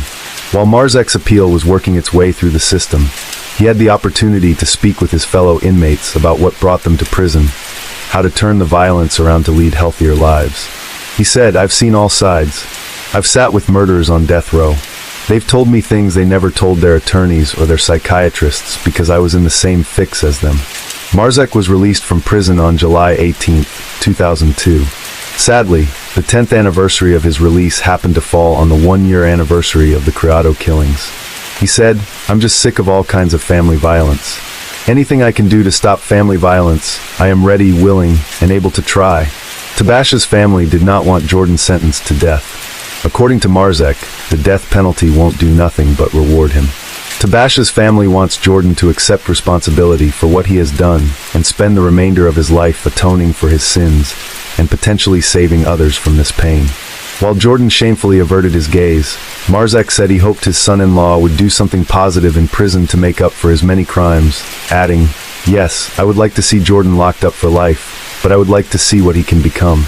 Marzek urged everyone to do what they could to end family violence, stating, "You may be the next victim, and I don't want you to feel what I'm feeling. Selfishness is what got him where he is. You're responsible for the sins you do." He needs to see beyond the misery he is facing. He needs to purify his soul and make something positive come out of this. He may be able to get his sins lifted and get to paradise. Despite everything, Marzek believed in forgiveness and redemption. Jordan can be an excellent instrument in promoting programs that would help other inmates in prison not to come out and do the things he has come out and do. Tabash's brother, Jesse Adams, also looked to his faith to make sense of this tragedy and to comfort in the idea that God had taken Tabash and her children to a better place. Jesse found guidance in the Bible as a means to forgive Jordan, such as Ephesians 4.31, which reads, "Let all bitterness, wrath, and anger, and clamor, and evil speaking be put away from you with all the malice. And be kind to one another, tender-hearted, forgiving to one another, even as Christ God has forgiven us. At a news conference, Jesse shared that his family was in chaos trying to make sense of the loss, but were working on the path to forgiving Jordan. Jesse acknowledged that Jordan and Tabasha had been struggling as a couple, stating, "We knew she wanted a divorce. We knew Tabasha would work on her own time, her own pace. She obviously didn't see anything coming or felt threatened. At the end of the day, we have to trust in her decisions, the way she decided to handle things." Jesse added, "And if you guys are listening up there, we love you Tabasha, Elijah, Isaac, Andrew, and Aurora. May the rest of your days be in happiness with God." I've been asked, what was my sister like? The first thing that comes to mind is she's extraordinary and full of life. She was wise beyond her years and a good mother, a good friend to all who knew her. No matter how bad the situation was, she always found the good in the midst of it. She was always willing to help anybody who was in need, and her kids were the driving force for the happiness in her life. She loved and cherished them like no other. We are saddened, angry, and hurt, confused, and stricken with grief over the loss of my sister and the kids. We have unanswered questions for Jordan, such as why and what can make all of this come together and happen. Although we are angry and hurt, we realize we all have to forgive him in order for us to begin to heal. In no way, no shape, no form do we agree with the actions that took place or condone it. But in order for us to heal, we must forgive. Tabasha's uncle, Melvin Page, told reporters there was even more family history that was hauntingly similar to what had happened to his niece. 28 years ago, an aunt named Carmela Page was murdered. She was stabbed 22 times by her boyfriend in Denver, Colorado. The boyfriend tried to flee but was ultimately arrested. It is no wonder that the family, especially Marza, was invested in the prevention of family violence. The family thanked the Oregon Department of Justice, first responders, and community members. Their donations helped the family pay for funeral expenses and counseling. The Page Criado Memorial Fund was set up through Bank of America, with excess donations being donated to Dunhouse Outreach. This is an organization that helps victims of family violence in Medford, Oregon. The funeral was held on Saturday, July 30th, 2011, at St. John Missionary Baptist Church in Bakersfield, California. The caskets of Tabasha Page Criado and her children were placed side by side. Hundreds of people paid their respects and condolences. They were buried and laid to rest at their final resting place of Union Cemetery. A candlelight vigil was held in Medford's Hawthorne Park. Flowers and stuffed animals were placed along the sidewalk in front of the Criado home before it was demolished in 2012. Among the mementos was a 2-page letter which reads in part, "So though we now know your name is Tabasha, to us, you'll always be the tall, beautiful black lady with the gigantic smile. Signed, your West Medford family." On the 1-year anniversary of the fire, several of Tabasha's family members shared memories of her and her children with news channel KTVL 10. Tabasha was so out of the box, always laughter, she always had jokes. Tabasha Criado's family takes a look back before the tragedy, remembering Tabasha's goofy personality. They're calling, at 1 o'clock in the morning to tell you something funny. Also on their minds, her 4 children who were taken too soon. God received 5 angels a year ago today. Just remembering the good things, the smiles and the laughter, those are the kind of things that you think about and you hold on to. But as the family tries to focus on the good times, they can't forget. It is still sad, and we're still struggling with the thought that they're not here. Tabasha's brother has spent the last year coping with the loss in his own way. Last year, Jesse Adams asked the community to forgive Jordan Criado for the crimes he suspected of. No way, no shape, no form do we agree with the actions that took place or condone it. But in order for us to heal, we must forgive. Now he's taking his feelings and moving on. He's going to school to be a paramedic. He wanted to find a way that he can also maybe save some lives or give back and do so in their memory. Family members say Tabasha and her children are in a better place. We're finding comfort that we know where they are at, and we will see him again one day. Case 4. 18-year-old Mia McQuillan isn't like a lot of young women that we cover here on this channel. She was part of an affluent family and grew up in Bend, Oregon, living in a $1 million bungalow. After graduation, Mia took part in a gap year program through Cambridge, Massachusetts-based agency called EF Gap Year, which according to their website, allows students aged 18 to 22 years old to experience the world and discover your passions, build real-world skills, make lifelong memories, and return home a better you. Now, this program didn't come without a steep price tag. For this experience, you'd be expected to shell out between $19,500 to $24,750 for a semester and $43,750 for the full year. Now, for those who chose the full gap year experience, you'd get to travel all over the world. I'm not even joking. Participants would start by exploring England, France, Italy, Switzerland, Germany, and the Czech Republic before hopping a flight to Australia and then Thailand. And this was just one semester. After winter break, travelers get to enjoy 12 more weeks of adventure. Now, from what we can piece together based on that schedule and available news sources, it appears that Mia was starting her adventure during semester 2. However, she would never make it past France. Mia and her traveling companions were staying at the Ibis Styles Hotel in Paris, located off of Rue de la Croix Saint-Simon in the city's 20th district. At around 6 a.m. on Monday, February 24th, 2025, tragedy struck. Unbeknownst to her fellow travelers, Mia had been hiding a secret. She was pregnant. Although the details remain unclear at this time, several news outlets have reported that Mia gave birth to a baby in her hotel room. Rather than ask for help or contact emergency services, she did the unthinkable. Mia wrapped the newborn in a towel with the umbilical cord still attached and flung him from a second-story window where he landed in a trash can. However, some reports have claimed that the baby boy was moved to the trash can. According to a hotel worker that witnessed the events, it was still early this Monday morning. Around 6 a.m., this little piece of Paris woke up in the middle of a nightmare. I get chills just thinking about it. It's awful. She had to give birth in the room. She wrapped the baby in a towel and threw him out the window. He was still alive when he left with the emergency services, but he is dead. We wonder what happened. It must be a denial of pregnancy. A woman named Maria, who works as a caretaker in a building opposite the hotel, told reporters, and I quote, "There were police cars and ambulances. We thought it might be gang-related, but when we learned what had happened, we were devastated. I've lived here for over 30 years, and it's a quiet neighborhood with very few tourists. It's so sad." Allegedly, witnesses heard screams, which led them to contact emergency services. Although first responders rushed the baby to a Parisian children's hospital called the Necker, where they tried their absolute best to save this baby's life. Sadly, he was pronounced dead at 7:45 a.m. Mia was rushed to the Robert Debris Hospital to undergo what sources are referring to as an operation following childbirth. Afterwards, she was placed in police custody and charged with child murder.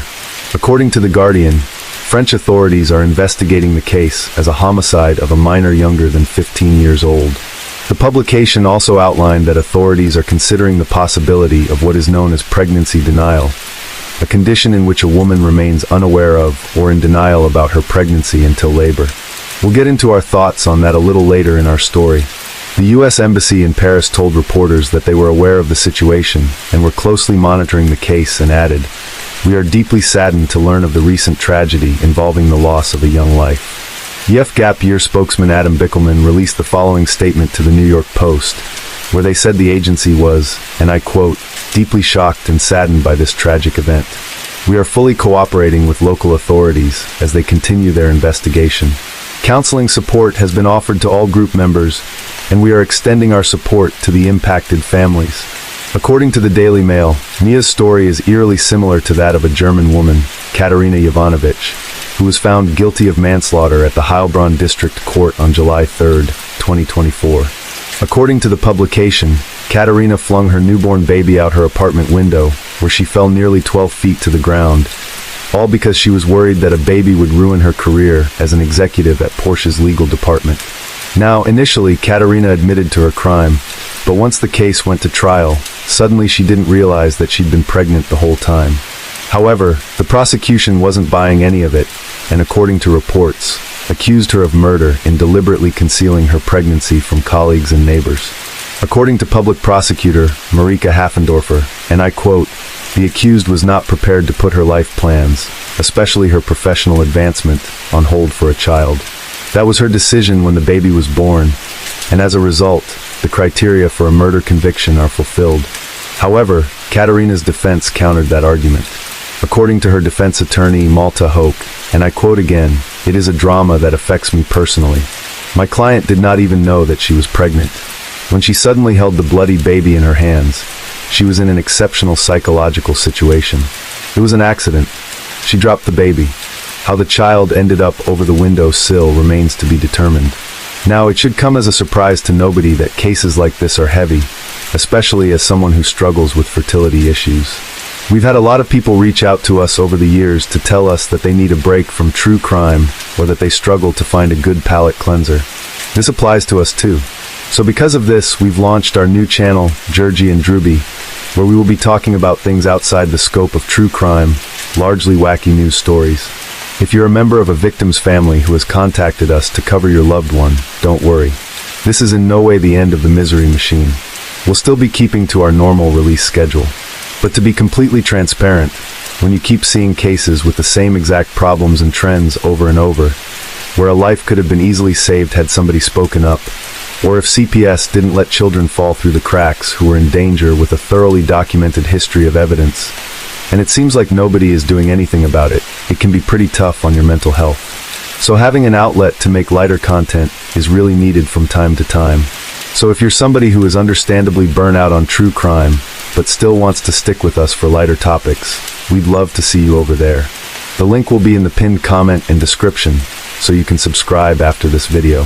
So anyway, let's get back to it. So what is denial of pregnancy?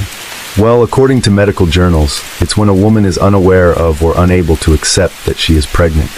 It can occur due to a number of reasons, including mental health, substance misuse, or a history of loss. Pregnancy denial is classified as either psychotic or non-psychotic. Psychotic denial is when the mother vastly misinterprets pregnancy symptoms, such as believing fetal movements are things like cancer or a blood clot. Usually women classified with psychotic denial have a history of chronic mental illness. It also isn't uncommon for women with psychotic denial to go back and forth between accepting and denying that they are pregnant. For non-psychotic denial, there are 3 subtypes, which include affective denial, which is when the mother intellectually recognizes she's pregnant, but doesn't experience the emotional changes. Those experiencing affective denial are unlikely to take care of themselves or the fetus during pregnancy. Affective denial accounts for roughly half of those who experience non-psychotic pregnancy denial. There's also pervasive denial. This is when the mother appears to be completely and utterly unaware of her pregnancy. This tends to last until the 3rd trimester, but some mothers will experience this right up to the moment of delivery. As such, some medical journals will label this as pervasive denial until delivery. Then finally, there is persistent denial. In our research, some medical journals describe persistent and pervasive denial as virtually the same thing. However, one key distinction I saw published in this article in the Journal of the Royal Society of Medicine is, and I quote, "Persistent denial occurs when women discover their pregnancy in the 3rd trimester, yet fail to seek antenatal care." Basically, a mother finds out they are pregnant in the 3rd trimester and decides not to seek any care until they go into labor. Now, risk factors include being a young mother, having a history of psychiatric episodes, not being well educated, precarious employment, and the possibility of being a single mother. According to the same article in the Journal of the Royal Society of Medicine, and I quote, "Denial of pregnancy is more common than expected, with an incidence at 20 weeks gestation of approximately 1 in 475. The proportion of cases persisting until delivery is about 1 in 2,500. They go on to note that consequences of denial of pregnancy can include psychological distress, unassisted delivery, and neonaticide. Pregnancy denial can be difficult to predict, and it's not possible to know for certain if a woman is concealing or denying a pregnancy. In the current political climate, one might be quick to think that Mia didn't have any options. However, Mia grew up in Oregon, which has some of the most liberal laws when it comes to reproductive freedom in the country. A simple Google search will bring up these key points for you. A woman's right to choose is legal in Oregon at all stages of pregnancy. There are no restrictions on when a procedure can be performed based on gestational age. Minors do not need parental consent to terminate their pregnancy, and state Medicaid covers services. There is no mandatory waiting period before a woman can choose to terminate her pregnancy. There are laws in place to protect providers and patients from harassment and violence. Oregon's Equal Rights Amendment protects a woman's right to terminate her pregnancy. In addition, Oregon has a number of policies that make birth control accessible, including laws that allow pharmacists to prescribe birth control. Pharmacists can prescribe short-acting hormonal contraception, like the pill and the patch, without a doctor's visit. Women over 18 can start or continue birth control care with a pharmacist, and patients under 18 can continue a prescription from a clinician. Now, that can be pretty ambiguous. When I was in high school, and this was in the late 90s, students could go to the school nurse, and that counted as a clinician. Furthermore, Plan B is available without a prescription to students 17 and older, and is free to students who qualify for Oregon contraceptive care or following an assault. It's also important to note that many different brands of emergency contraception can be purchased online through Amazon. Oregon also has a law that allows anyone who qualifies to receive free sexual and reproductive health care, regardless of citizenship status. Oregon also has safe haven laws that allow parents to give up their newborns at authorized facilities without legal consequences. The law applies to infants who are 30 days old or younger and show no signs of mistreatment. These facilities include hospitals, doctors' offices, birthing clinics, police stations, sheriff's offices, and fire departments. While France does not have explicit safe haven laws, mothers can give birth anonymously and for free in a hospital if they plan to put the baby up for adoption. So the assumption that Mia was forced to do what she did simply because she had no other option is wrong. As explained, Mia not only had options, but she had many options before it got to this point. And unlike many of the previous cases that we've covered on this channel, she cannot use poverty or poor education as an excuse. Was she scared? One could reasonably assume so. But this is why parents need to be having frank and open discussions with their teenagers. That type of dialogue is what can prevent these tragedies from happening. Many of you will remember when we covered Alexi Treviso's case last year. If not, we'll be sure to link her story for you in the pinned post in the description. To recap, Alexi was a New Mexico high school senior and member of her school's cheerleading squad. Like Mia, Alexi was harboring a secret. Instead of coming clean, she went about her business as usual, cheering at basketball games, attending her senior prom with the baby's father, and getting ready to attend college at the New Mexico State University in Las Cruces in the fall. When she eventually went into labor, she still couldn't face reality. Instead of coming clean to her mother and hospital staff, both of whom were concerned for her well-being, Alexi gave birth in a bathroom stall in the hospital and proceeded to throw the baby in the wastebasket, where he was discovered by a cleaning lady shortly after. She described the scene as a gory massacre. After the gruesome discovery, the hospital phoned the police, who first spoke with charge nurse H.D. Holliday. That bag opened to see the baby in the bottom, if you would look in the trash. And I looked in there, I was. When she told me she was something I looked, I said, "What are you talking about?" Because there was a clean liner in the trash bag. So basically he was in the bottom trash on top of him. And then another clean liner put on one person, asked me about the baby, if it was alive, if it was dead, if it was a boy. As a girl, no one asked me anything. No, she didn't even have a patient. No, she didn't ask. The only thing she started doing was crying, and started talking about she didn't know what to do. There was no concern for the baby. No one asked me any questions about the baby, not even the family members. When I went out there and talked to them, did they say, normally people, I would think, would say, was it a boy, a girl? No one asked me one question about the baby at all. I don't even know what to say. I've never seen anything like it. I've seen women that are only married or not married, but I'm pregnant for 6 weeks, and they lose their baby, and they're a mess. That girl went into that bathroom, made no sounds at all, and a baby came out of her. And I don't even know how she functioned. That way, the only thing that upsets me the most is I understand she was scared, and I think her mother had a big dynamic on her. And I understand that. I think her mother was probably pretty controlling. I don't know, that I'm just speculation, but she gave me no chance to save that baby. I had no chance.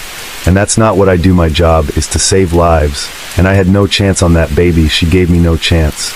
And we are a facility that you can drop the baby off, no questions asked. I don't even, you can just leave the baby and go. I don't care, as long as you bring the baby to safely. You're not one of those type of hospitals. So it's hard to fathom what was going on in her mind. Finally, the police, along with hospital staff, proceeded to confront Alexi and her mother about what they had found in the bathroom. We discovered a dead baby in the bathroom. Oh my gosh, I'm sorry, Lexi. I told you about this. I just asked you, baby, to tell me the truth. Scared. What did you do to it? Okay, stop right here. Do you guys have, I'm the charge nurse. Or if you guys have any questions for me, like how big is the baby? It's full term. What, 9 months? Lexi, have you watched the news of the girls, that what they do to their babies and what they go to jail? Any other questions? Okay. So as of right now, like I'm going to say this, we're going to have the detectives come over here, and they're going to talk to you, okay? We have to gather some more information about what's going on. Don't get your statement. They're going to get the doctor's statements. They're going to get everybody's statements, okay? So I don't know everything yet, okay? So I'm not going to tell you right now. Right now, she's being detained, so she's not going to leave from here. At all, period, okay? So one of us is in your custody, like, yeah, she's detained, yeah, she's not under arrest. But she is detained, okay, she's not free to leave. So while this whole thing is coming up is you're not free to leave, okay? One of us will be in here the whole time with you, because you're not going to try to leave, or nothing like that. Now, Lexi's case isn't even an anomalous case. We've covered several cases over the past few years where a mother gave birth to a baby and attempted to hide her pregnancy. Two cases in particular that stand out are the cases of Skylar Richardson and Kenesha Berry. Both of these mothers claimed their babies were stillborn, and both of their cases had very different outcomes. Skylar was found guilty of abuse of a corpse and received 3 years probation, which were ended early by the court. Kenesha, however, was initially sentenced to death, but May of 2007 her sentence was overturned and she was resentenced to life in prison with a possibility of parole after 40 years. Finally, there was the case of Jakayla Williams, who knowingly threw her newborn into a trash compactor simply because, and these are her words, babies are too expensive. Her case, as well as Alexi Treviso's case, have yet to reach a conclusion. So where does this leave us with regards to Mia McQuillan? We'll have to see. In France, the charge of murder is punishable by up to 30 years in prison. However, France actually has stricter laws for those who seek to hurt children. Murder of a child under the age of 15, which is what Mia is facing, could send her to prison for life. And no matter where you stand on the aisle when it comes to access to birth control and reproductive health care, that baby boy didn't deserve to come into this world only to be hurled from a second-story window and into the garbage. Case 5. 30-year-old Kira Steger was a confident and driven woman who worked as a manager at Delia, a clothing store. Kira was just very self-motivated. She loved her job. She really took a lot of pride in it. A lot of the people enjoyed coming to work and working with her. She would always somehow find a way to say the perfect thing to help make you feel better. She had a rare talent for recognizing strengths in others, qualities they often overlooked in themselves. Full of ambition and optimism, Kira envisioned a future that seemed bright and full of possibility. But sadly, on Thursday, February 21st, 2013, things took a disturbing turn for the worst. After finishing her shift that day, she told her friend Jasmine about her evening plans. She was looking forward to a romantic date night with her husband, a night they had planned to spend at the mall. Kira had met Jeff where Kira was working as a bartender at the time. She moved to Minnesota with Jeff. They would spend time watching movies together, going to the mall, maybe having a couple of drinks, talking. She seemed to be happy with where she was at the time, so I was happy for her. To those who knew them, Kira and Jeff appeared to be a happy, strong couple. Like any marriage, they likely had their disagreements, but whatever challenges they faced stayed behind closed doors. At least, that's what their friends, family, and coworkers believed. So when Kira didn't show up for work on Saturday, 2 days after her planned date night, her colleagues became alarmed. This was entirely unlike her. Known for her punctuality and discipline, Kira was never one to be late and always adhered strictly to her schedule. Concerned, Jasmine repeatedly tried calling her, but Kira's phone remained silent. Eventually, she managed to reach Kira's husband, Jeff Trevino. He picked up, but claimed to have no idea where his wife was, saying she had left home early the previous morning and never returned. Jeff didn't appear particularly worried or upset. He explained that Kira occasionally went off the radar for a day or two, sometimes staying with friends or visiting family without prior notice. The only thing that gave him slight concern was the bad weather that day. Snow had been falling heavily all day. He guessed she might have run into trouble on the road, maybe got stuck somewhere with a dead phone battery. But as time passed with no sign of Kira, even Jeff began to feel uneasy. That same day, he filed a missing person report and reached out to Kira's family. After filing the missing person report for Kira Steger, detectives wasted no time launching their investigation. As in most cases, the first step was to question the spouse and those closest to her, and this case was no exception. Detectives went to Jeff's home to speak with him, where they discovered that he and Kira weren't the only ones living there. Another man, Matt Roth, also shared the residence. Jeff told investigators that Kira had left the house around 8:30 a.m. on Friday, heading to work for an event she was required to attend. He insisted that she had been acting completely normal that morning, and he hadn't noticed anything out of the ordinary. Jeff didn't find anything unusual about Kira occasionally disappearing, even though he had no idea where she was or who she was spending time with. He mentioned that their relationship had been facing some challenges over the past couple of months, but he didn't think it was anything major or worrisome. He saw it as just the usual disagreements that happen in any marriage. Investigators put out an APB for Kira and her missing vehicle. Meanwhile, they decided to visit the Mall of America, the location where she and Jeff had planned their date night, to check if his story held up and to look for any potential leads. The Mall of America is the largest shopping center in the state, so it was naturally equipped with a large number of surveillance cameras. To uncover any useful information, detectives had to comb through hours of footage. Although this was a time-consuming and tedious process, there was no alternative. Working alongside a video expert and forensic specialist, the detectives began reviewing the footage from 6 p.m., the time when Kira had finished her shift. On the video, they spotted a couple entering the frame from the left side near the escalator, with the man holding a yellow bag. It was Kira and Jeff. They were heading toward the mall's exit. The footage showed them leaving the mall and walking toward the parking lot exactly as Jeff had described, and the timing matched perfectly. Unexpectedly, new details caught the detectives' attention. They rewound the footage and carefully re-examined the moment when Kira and Jeff left the mall. This time, they spotted 3 men entering the frame. One of them appeared to recognize Kira, glancing her way and whispering something to his friends. Meanwhile, Kira and Jeff walked on, seemingly unaware that anyone was paying attention to them. The detectives then switched to the parking lot cameras.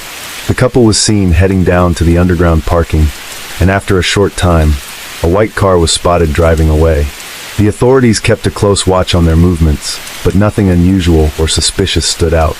Jeff had said that Kira was driving their white Chevy Cobalt when they left the mall. However, the footage didn't reveal who was behind the wheel or show the car's license plate. Based on the time on the video and the camera's position, forensic experts concluded that the car leaving the parking lot was indeed Kira's. Jeff said their evening ended with a cozy family movie night at home, and everything went smoothly without any hint of trouble. Their neighbor Matt Roth was also at home that night.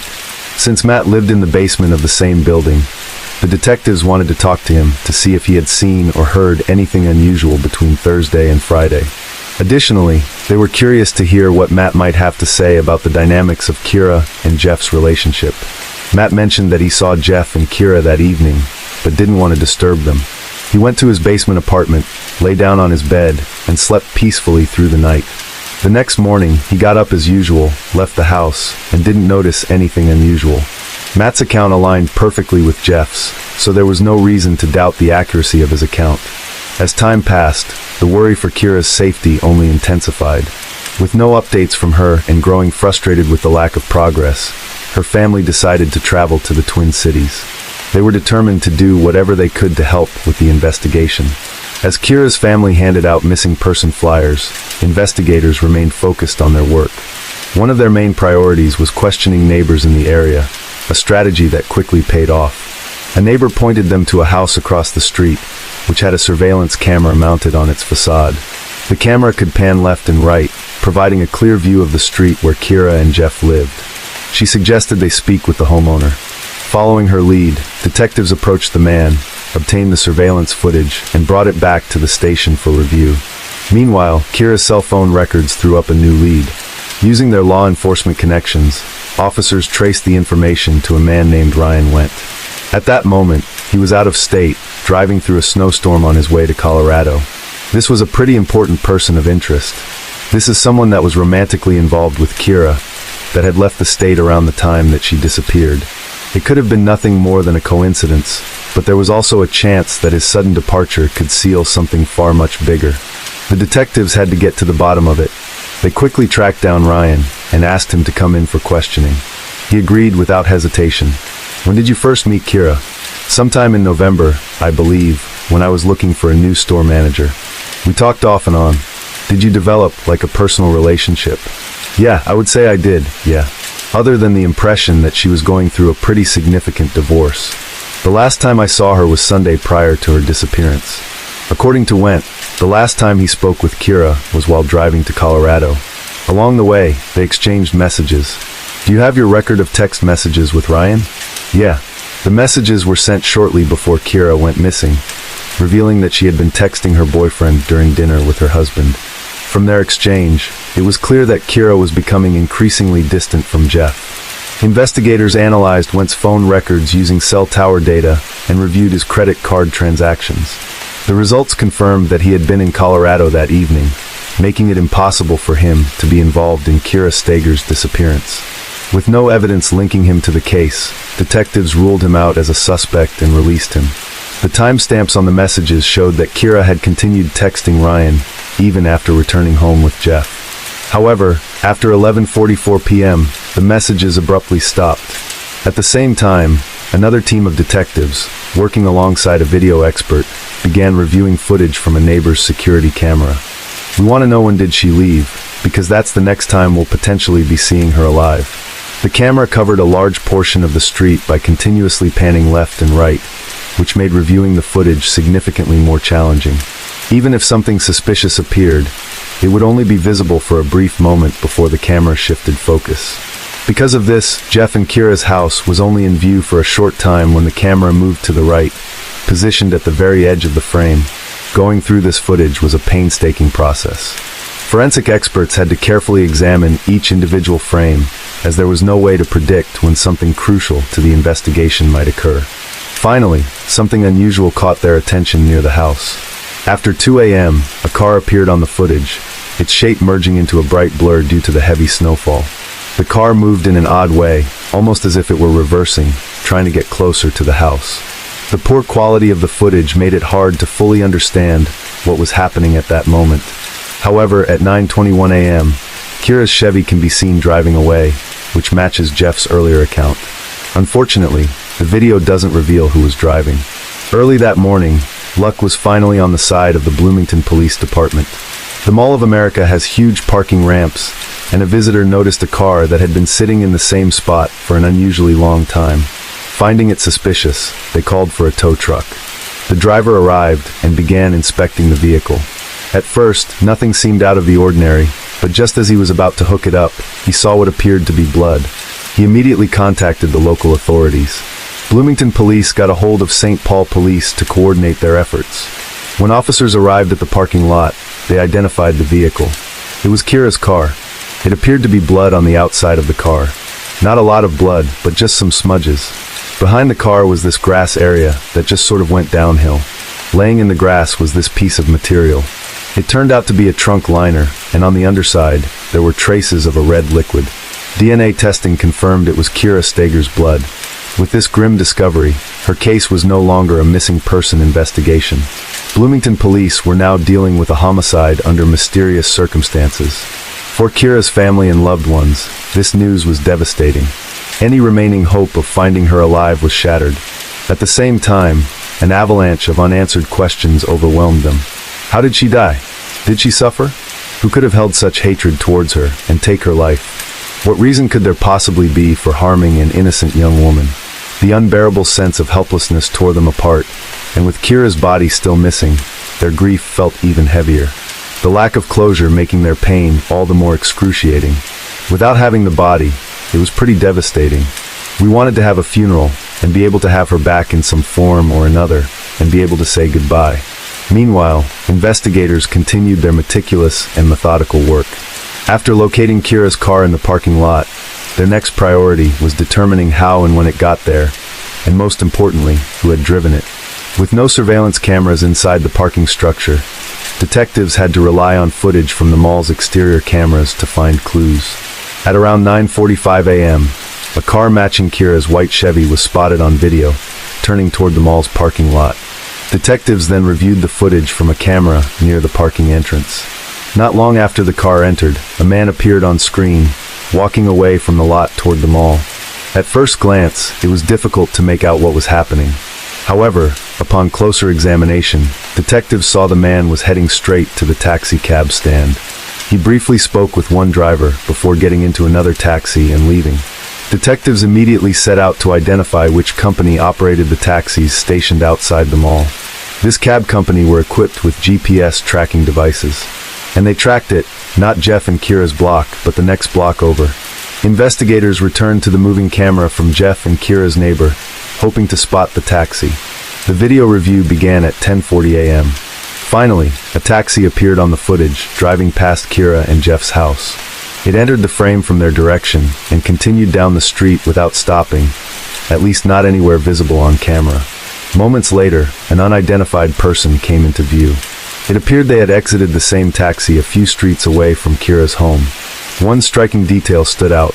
Their hoodie featured a distinct pattern on it, possibly a logo or emblem, though the footage was too grainy to make out the exact design. Detectives followed the individual's movements as he made his way directly toward Jeff and Kira's house.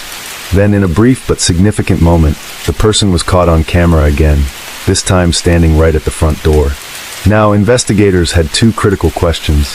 Who is this person, and why did he put Kira's vehicle with blood at the Mall of America? Naturally, Jeff became a prime suspect, but proving that he had done something illegal was difficult.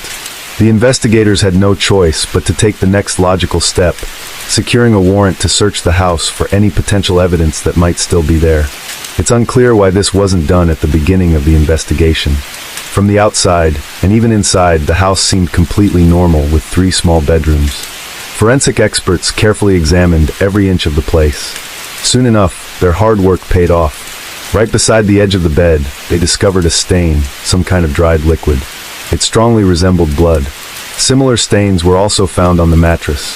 Forensic specialists sprayed luminol to uncover any hidden or faint traces, and you won't believe what they found. The entire carpet lit up with spots, revealing stains in the bedroom, hallway, kitchen, and even on the stairs. It was also evident that the perpetrator had attempted to clean the carpet, likely using a vacuum cleaner in an effort to erase the evidence. All of these stains were identified as Kira's blood. Along with searching the house, the police also inspected Jeff's SUV. No blood or signs of a struggle were found. However, they did find something interesting. A receipt showing a payment made with a card for gasoline at a local gas station. The transaction occurred exactly an hour and 40 minutes before Kira's car was left at the Mall of America parking lot. Why did Jeff go to the gas station at 8 a.m.? And more importantly, why hadn't he mentioned this to the investigators? The police decided to visit the gas station to do what? That's right, to review the surveillance footage. On their way to the station, the investigators had already developed a theory about what happened that fateful night, though it still needed to be verified. The footage showed Jeff filling up his car, withdrawing cash from an ATM, and then heading back outside. The video quality was excellent, his face was easy to identify, and it was clear what he was wearing. He had on the same sweatshirt with a large pattern on the chest as the person seen on the neighbor's security camera. With this new evidence, Jeff Trevino became the prime suspect in Kira Stegger's murder, and he was soon brought in for questioning. Kira's body had not been found, and no one knew where she was. While investigators strongly suspected she was dead, they needed more concrete proof. I'm going to use my right to remain silent until I can speak to my attorney. In the end, Jeff chose to remain silent during the interrogation, a choice that was both frustrating and disheartening. We don't have as much evidence as we want, but we have enough to charge him and hope that we would be able to find additional evidence. To prove murder, you have to prove that somebody is dead. We didn't have Kira or her body, and it was a huge problem. Using dental records, the body was identified as Kira Stegger. Kira had been put in the river without any clothes. There was an injury on Kira's forehead, and then on her right hand, her pointer finger had been snapped, and it was a fresh break. There was no healing, so that happened before she died. It was clear it was a fresh break, with no signs of healing, indicating that it happened before her death. With this new information, the detectives began to piece together a theory of the tragic events that occurred that evening. Kira had spent the evening with her husband, but throughout the night, she was continuously texting her boyfriend. She did so both during dinner at the mall and after returning home. Most likely, her actions didn't go unnoticed by Jeff. From the start of the evening, he began feeling increasingly hurt and angry toward Kira. Initially, he tried to casually ask who she was messaging so much, but when Kira refused to show him her texts, he lost control.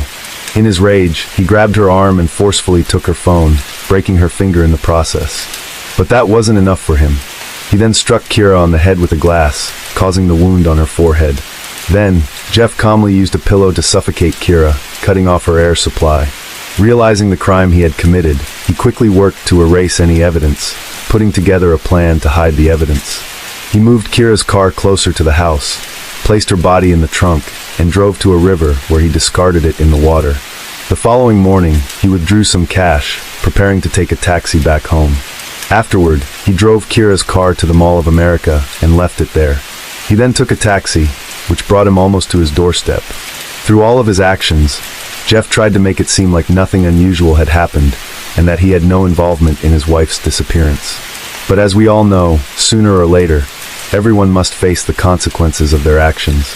On November 25, 2013, Jeff Trevino was convicted of the second-degree murder of his wife, Kira Steger, and was sentenced to 27.5 years in prison. Kira will always be remembered by those who loved her as a kind and bright person who brought joy and optimism to everyone around her, always willing to support anyone in need. And that's why I will never feel that loved ever again. Case 6. 50-year-old Michelle Summers lies motionless in the bathtub. Unable to comprehend her mother's disturbing state, panic and desperation take hold as Ada screams for her father to help. Martin bursts into the bedroom upon hearing his child's desperate cries, only to find Michelle slumped over in the bathtub and Ada crying uncontrollably. To shield Ada from further distress, he instructs her to seek help from the neighbors. Once Ada leaves, Martin immediately dials emergency services while desperately administering CPR to his wife. Pleasantville Police Department. I need an ambulance right now. Okay, what's the problem, sir? Sir, what's wrong? I've fallen in the bathtub. Who's in the bathtub? Who's in the bathtub? My wife. Okay, is she conscious? She's not. I'm a physician. Okay, sir. Sir, I need you to calm down. Sir, I can't understand you, okay? Can you calm down just a little bit? Okay, your wife is unconscious? She is unconscious. She's underwater. Okay, did you get her out of the water? I did. I couldn't lift her. I let the water out. She's under the water. She's under the water? She's under the water now. Call the emergency ambulance. Okay, is she breathing at all? She's not. Okay, sir, the ambulance has been paged. They're on their way, okay? Do not hang up. What? Sir? The operator is left clueless as the line goes suddenly dead. Frantic to trace the address, the operator reaches out to a colleague for help. Was it 305? Did he get west or south? He didn't. And we tried to get that out of him, and then he didn't connect it, and nothing came up on our caller ID. Okay, I know it's a gayness community we have, so I know. Okay, I wonder. Could it have been 3305 Milk Street? I wonder. It could have been. It sounds like he said 305, because he said 305. I cut the 305 at once. Yeah, it's 3005 Milk Street, okay. 3005 Milk Street? Yeah, do you have a callback number by chance? No, we didn't. Okay, let's call for a screen. No name or nothing. No. Okay. Okay, alright, thanks. When the operator calls Martin back, she realizes that the situation has spiraled into something far more dire. Oh, why would an adult female be? Hello. Sir, this is 911. Can I help you? I need help right now. Sir, they're on their way. Is your wife breathing? She is not. I am a physician. I've got CPR in progress. You're doing CPR. Do you know? Oh no. Sir, how old is your wife? My wife is 50 years old. She just had surgery here a couple days or a week ago. What kind of surgery did she have? She had a facelift. She had a facelift? Yes. Okay, do you know how to do CPR? I am doing it. Okay, do not. Despite the line going dead again, help is on the way. On the other end, Martin's neighbors, Christy and Doug Daniels, rush back with Ada to help him. As the medical staff continues to revive Michelle, Martin reaches out to his older daughter, Alexis, and informs her of the tragic accident. He said, "Your mom, she's in the tub. She's not breathing. I've called an ambulance." And then he hung up. But before Alexis could fly home, Michelle is pronounced dead moments after her transfer to the hospital. The autopsy and police reports provide conclusive evidence that Michelle's passing was a result of a heart attack. But when Alexis arrives, she struggles to accept the cause behind her mother's passing. Her apprehension stemmed from a haunting request her mother had made during their last meeting, a plea tied to a dark, long-buried secret that had stretched far into the past. But who is Michelle? According to her sister, she is the best kind of sister anyone could ever wish for. She entered different pageants. She won Homecoming Queen. And she did modeling. She was an exchange student over in Switzerland. She excelled at everything. After meeting at a singles event at a California church, Michelle and Martin eloped almost immediately to get married. The marriage grew fulfilling each day as the couple welcomed 4 children. It's now 11:45 in the morning. We're waiting for our doctor, Stephen Williams, to come and induce Michelle. This will be our 3rd baby. Guess who's here, Rachel? Hey, that's your new sister. Rachel, Vanessa, Alexis, and Damien in just 5 years. Martin fast-tracked his medical degree and residency, completing both in just 4 years. By 1987, he was working as a physician in the ER, and was known for his generosity, often advising patients free of charge who couldn't afford it. His career peaked when the Utah governor appointed him as medical director of the Utah Development Center. He also served as an LDS bishop, further cementing his respected status in the community. Martin and Michelle were seen as the ideal family, admired, well-respected, with devoted children. Martin was their role model, while Michelle was their unwavering pillar of support. Driven by their desire for a larger family, the couple adopts 4 more children, Giselle, Ella, and Sabrina from Ukraine, and Ada, who's actually their granddaughter. But behind the facade of success and devotion lay secrets that would unravel everything. Indoors, the couple's marriage was a battleground of frequent clashes when Michelle caught Martin watching explicit content. Each time she confronted Martin about his concerning habits and behavior, he threatened to end his life, forcing Michelle to bury the issues. For years, the couple hid the turmoil from the children and the community. Yet, the truth can only remain hidden for so long. When Martin turned 50, his behavior took a sharp turn. The sudden change was impossible to ignore, and the older children noticed something was off about their father. When my father turned 50, he started acting very strangely. I thought he was just going through a midlife crisis at first. He became just very obsessed with losing weight and his appearance. He'd go into tanning salons. He lost weight. He lost weight. He'd start exercising just all the time, just in the middle of a conversation, jumping and doing push-ups, things like that. Really bizarre. Really strange. Very out of the ordinary. According to ABC News, Michelle grew suspicious of an extramarital affair, but found no proof to provide any basis for her doubts. Michelle had worked as a model in the past, and had always come across as very accepting of her aging. But in March of 2007, something changed. Michelle surprised her family by announcing that she was getting a facelift. Mom said, "I'm going to meet with a plastic surgeon. Your father wants to get me a facelift." She's got her makeup on. Like anyone getting older, you have things that you don't like, and so my dad's trying to do something nice for her.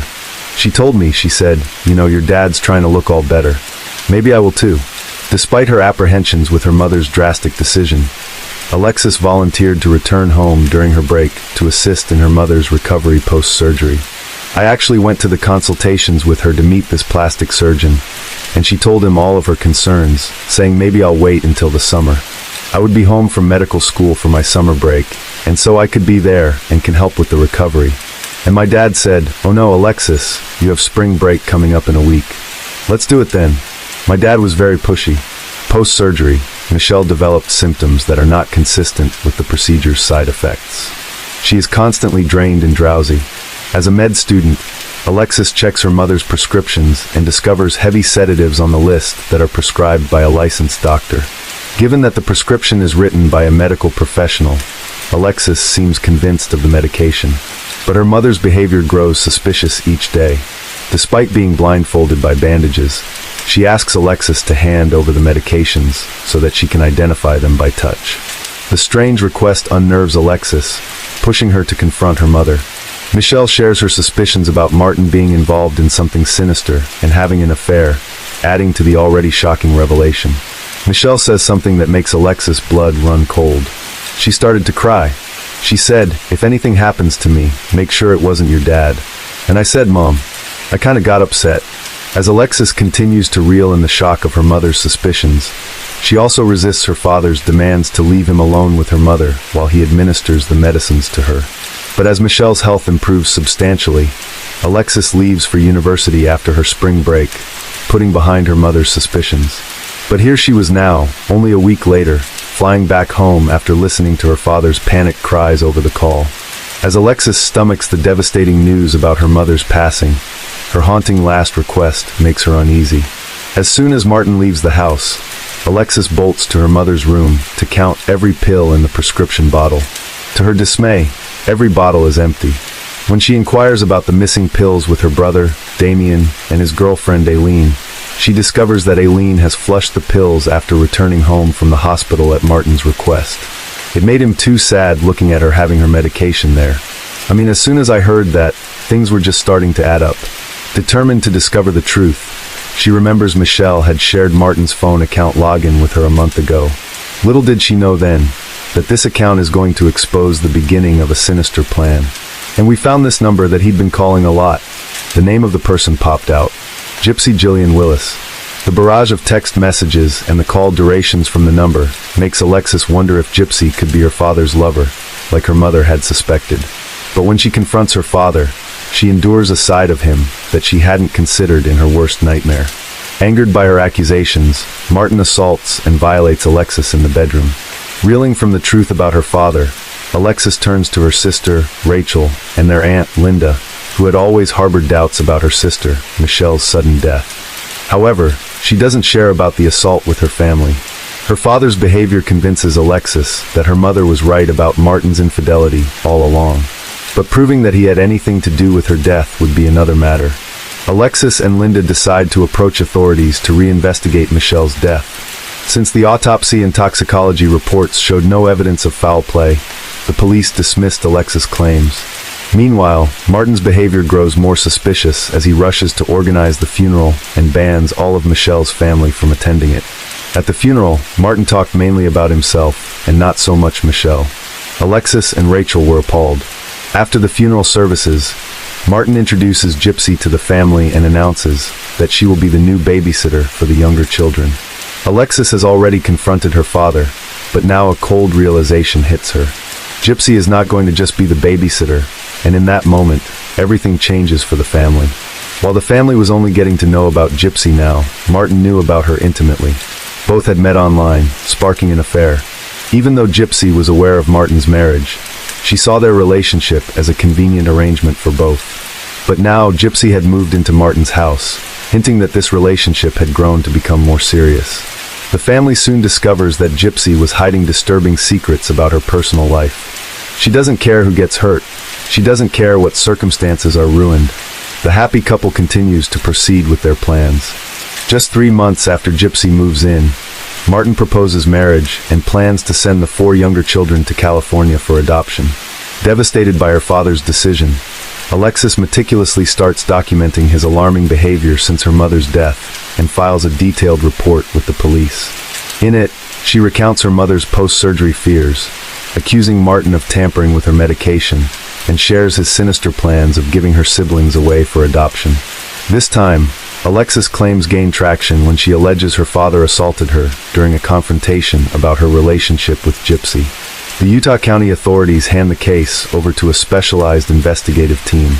As investigators finally turn their attention to Michelle's case, they don't know yet that Martin and Gypsy are quietly weaving a scheme that is far more twisted.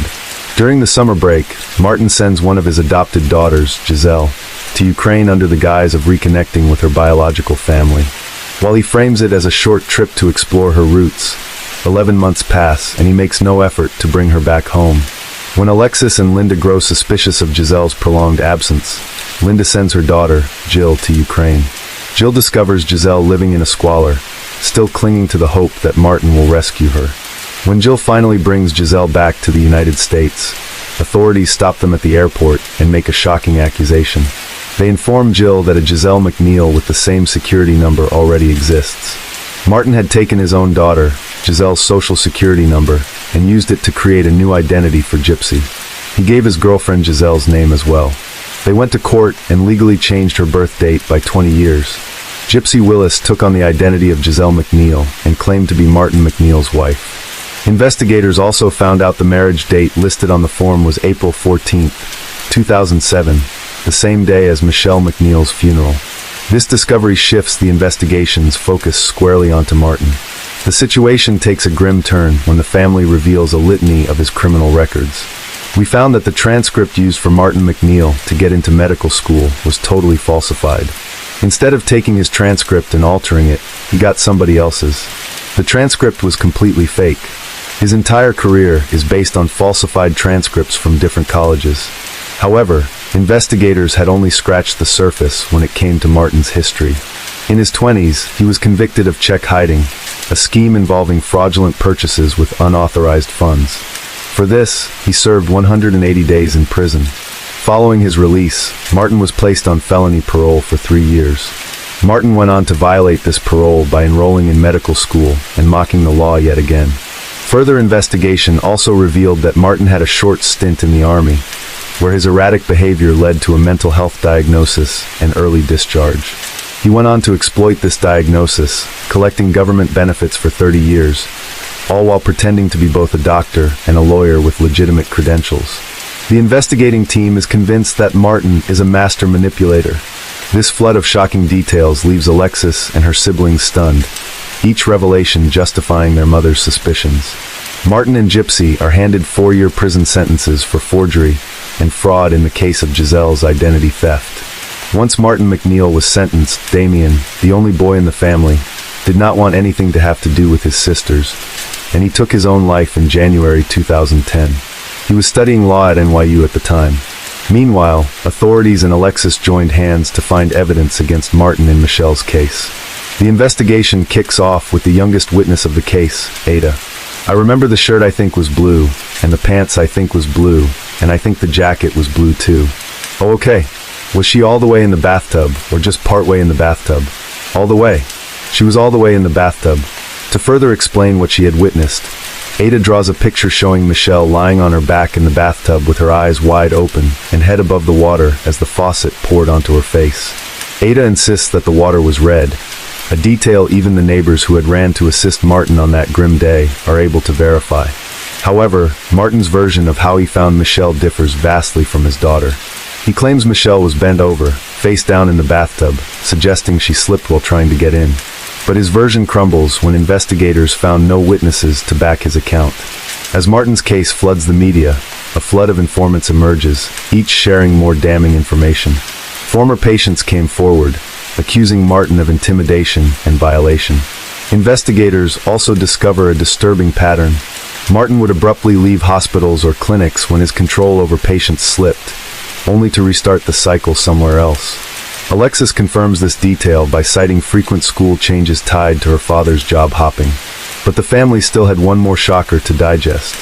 And Walt Hall, Martin's former mistress, steps into the spotlight to share a chilling claim. Martin had once told her, "There's something you can give someone that's natural, that's there after they have a heart attack, so that it's not detectable after they have a heart attack."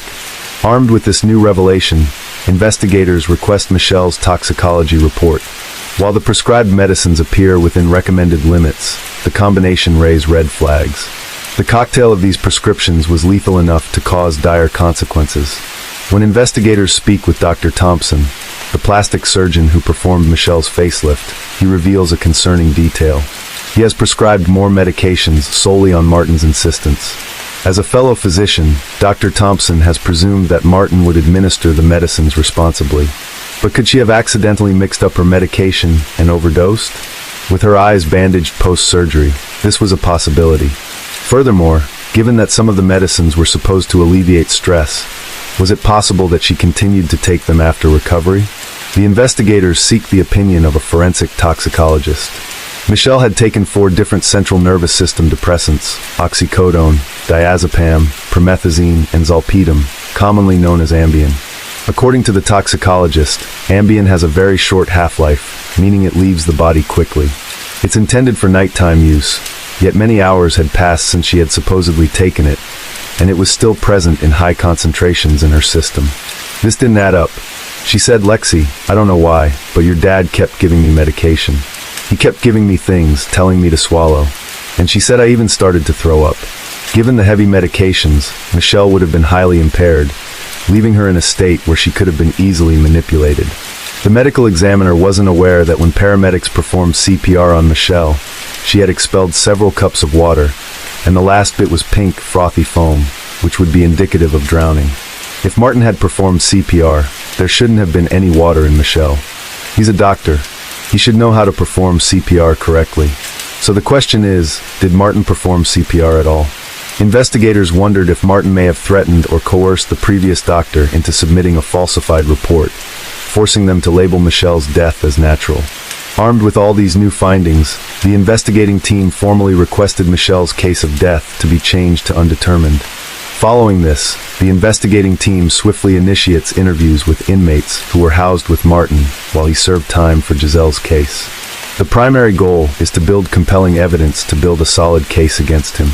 One inmate reveals that Martin told him that his marriage had been dying and talked to him about the facelift surgery, and that the cops had nothing to prove. The inmate claimed that Martin also said the calls Martin made upon finding Michelle in the bathtub were scrutinized, and his behavior was also quite telling. His tone was laced with fake anger, while his responses sounded fake and evasive. He repeatedly hung up, raising suspicion that he was intentionally delaying help that could have saved Michelle's life. Amongst the swirl of theories and possibilities, one burning question remained unanswered. Soon, the investigators stumble upon the answer within the letters exchanged between Martin and Gypsy during their respective prison time. They discover that Martin was obsessively and desperately in love with Gypsy. It became evident that the only way he sought to be with her was to eliminate his wife and children from the equation. Martin McNeil was released from jail on July 6, 2012, after serving time for fraud and forgery charges in Giselle's case. However, his freedom was short-lived. With the mounting evidence against him in Michelle's case, investigators secure an arrest warrant against him for Michelle's murder. Just 7 weeks after his release, Martin was back in custody. The trial against Martin McNeil began on October 17, 2013. It marked a first time for the court where prosecutors used a bathtub as a courtroom prop to corroborate witness testimonies, a first in trial history. After 11 hours of deliberation, the jury delivered a guilty verdict on September 9, 2014, convincing Martin of Michelle's murder. He was sentenced to 15 years to life in prison. In a separate trial, he was also charged with assaulting Alexis. In the face of where his crooked ways had brought him, Martin McNeil perhaps realized that this was one fraud he couldn't get out of and decided to end his life on April 9, 2017. Alexis successfully completed medical school and achieved her dream of becoming a doctor. In addition, she adopted 3 of her sisters and had 3 children of her own with her husband. She now uses Michelle's maiden name and is known as Dr. Summers. Case 7.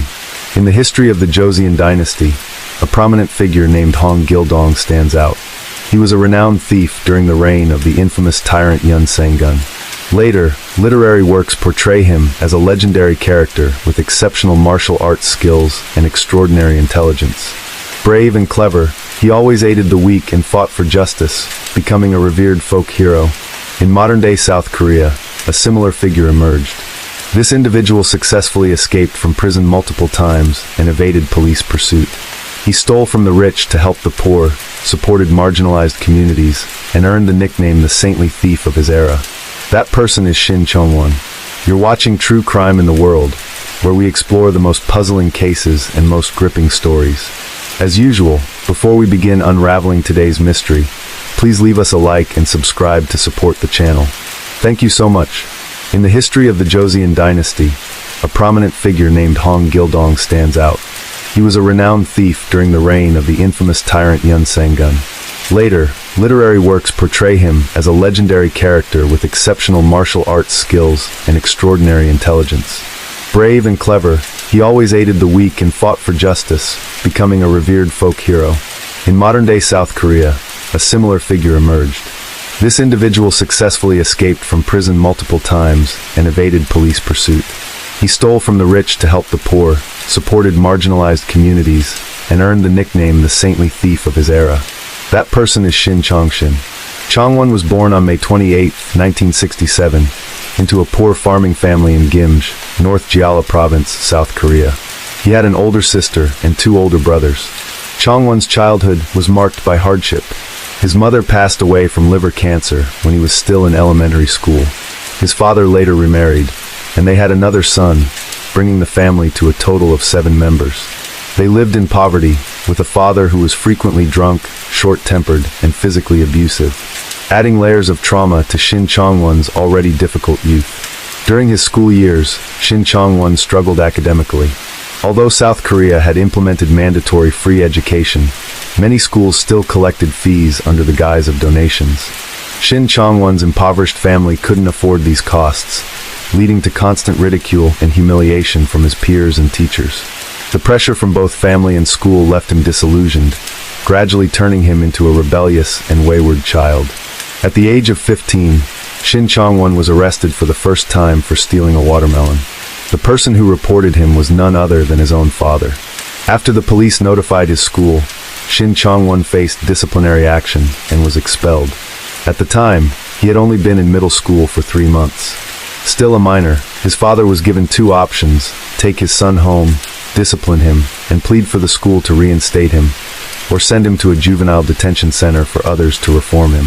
Ultimately, Shin Chong-won's father chose to send him to the detention center, despite objections from those around him. During his time in the juvenile detention center, Shin Chong-won neither learned any lessons nor recognized his mistakes.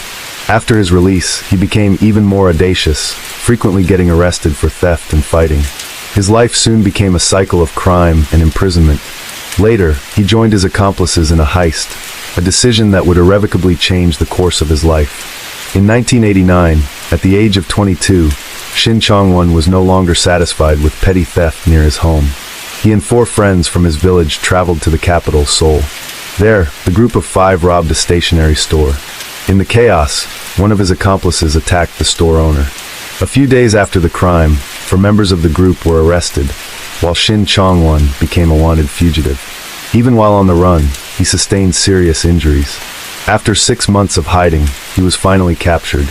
During the trial, though he was not deemed the mastermind, the robbery resulted in a fatality, and he was considered an accomplice. Ultimately, he was sentenced to life imprisonment and incarcerated at a prison in Seoul. After serving 5 years, Shin Chong-won was transferred to Busan Prison, a facility in Busan's Gangseo district, specifically for dangerous criminals, to continue his sentence. The prison, with a depth of 160 meters, was heavily fortified with 4.5-meter high concrete walls and a stringent security system, including 24/7 police surveillance. No one had ever successfully escaped from it before.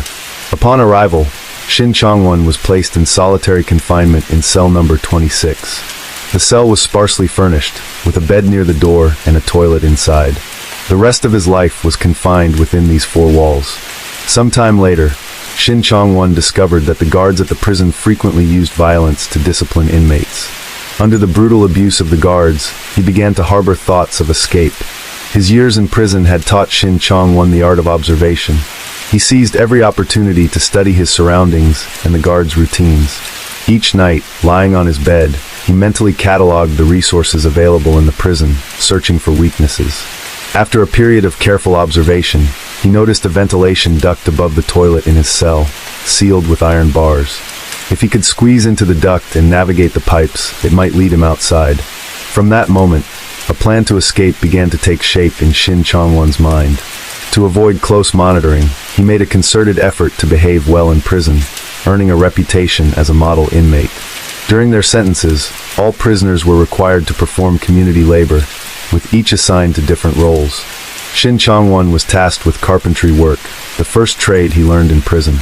Through his diligence and hard work, he gradually gained the trust of the prison authorities. Taking advantage of a moment when no one was paying attention, Shin Chong-won secretly took a small saw and hid it in the sole of his rubber shoe. In this way, he smuggled it back to his cell undetected. The ventilation duct in his cell was small, only 32 centimeters wide and 28 centimeters high, secured by 2 vertical iron bars, each 1.5 centimeters in diameter. Using a small saw to cut through the bars was a daunting task, not to mention the noise of sawing metal could easily give him away. But Shin Chong-won had already devised a solution. Every evening from 6 p.m. to 8 p.m., the prison broadcasted announcements and allowed the inmates a rare period of leisure time. Shin Chong-won used this window to mask the sound of his sawing. He worked methodically, sawing for just 20 minutes each day, never rushing. After each session, he carefully applied chewing gum to the grooves in the bars to conceal his progress. His caution was so meticulous that months passed without anyone noticing anything unusual. Even so, Shin Chong-won faced other challenges. Standing at 174 centimeters tall and weighing 80 kilograms, the ventilation duct was still too narrow for him to fit through, even without the bars. Undeterred, he persisted in sawing the bars daily while starting a strict diet to lose weight. Within 2 months, his weight dropped from 80 kilograms to 65 kilograms. After 4 months of persistence, his efforts at the ventilation duct paid off. Shin Chong-won had successfully cut through the 2 iron bars and slimmed down enough to fit. When he tested the duct, he was just able to squeeze through. Everything was now in place. All that remained was the right moment to act. However, the prison was under tight surveillance, with guards stationed in watchtowers at all angles. Evading their scrutiny was no easy feat, but perhaps fate was on his side. At that time, Busan Prison was preparing to build a chapel. The construction site became a blind spot for the guards, presenting a golden opportunity for Shin Chong-won's escape plan.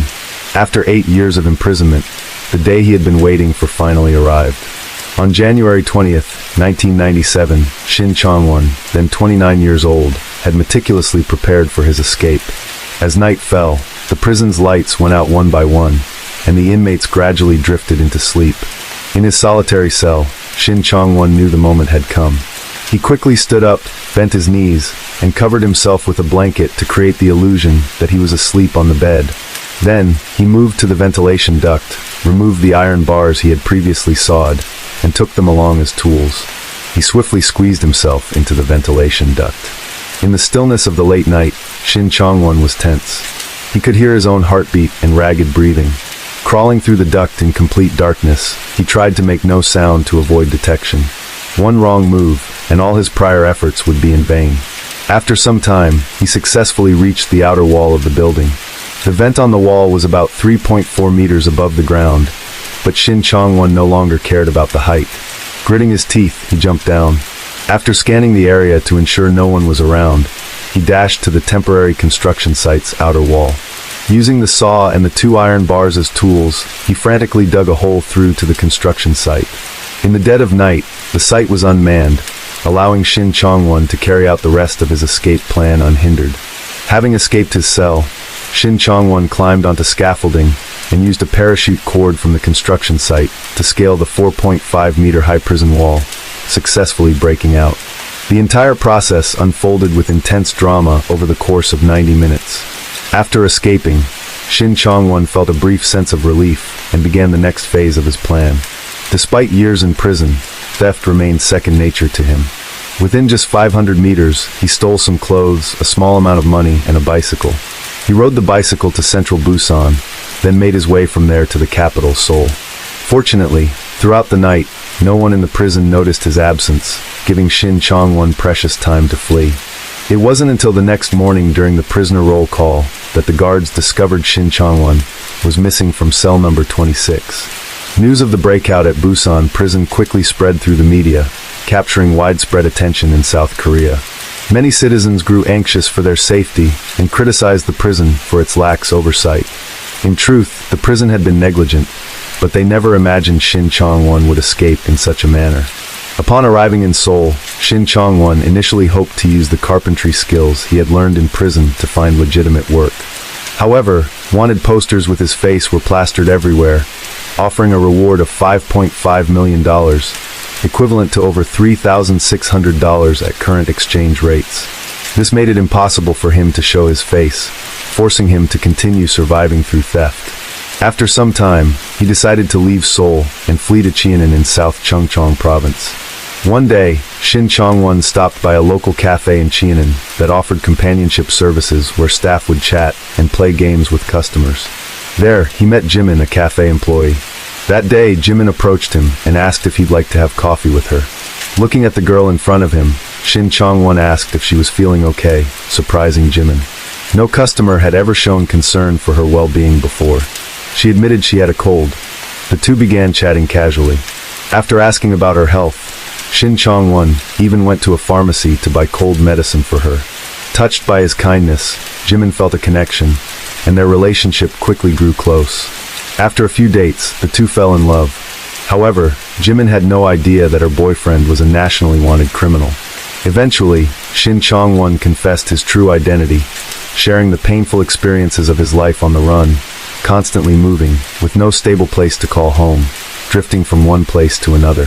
Surprisingly, Jimin was deeply empathetic towards Shin Chong-won and unbothered by his criminal status. She invited him to move into her home, and they began living together. Shin Chong-won even built a good rapport with the neighbors, often going fishing and hosting rooftop barbecues. It seemed as though he might have turned over a new leaf, but he continued to roam and make money through theft. 9 months after his escape, on a sunny day, Shin Chong-won visited a car wash he frequented. To conceal his tattoos, despite the hot weather, he wore a long-sleeved shirt and a vest.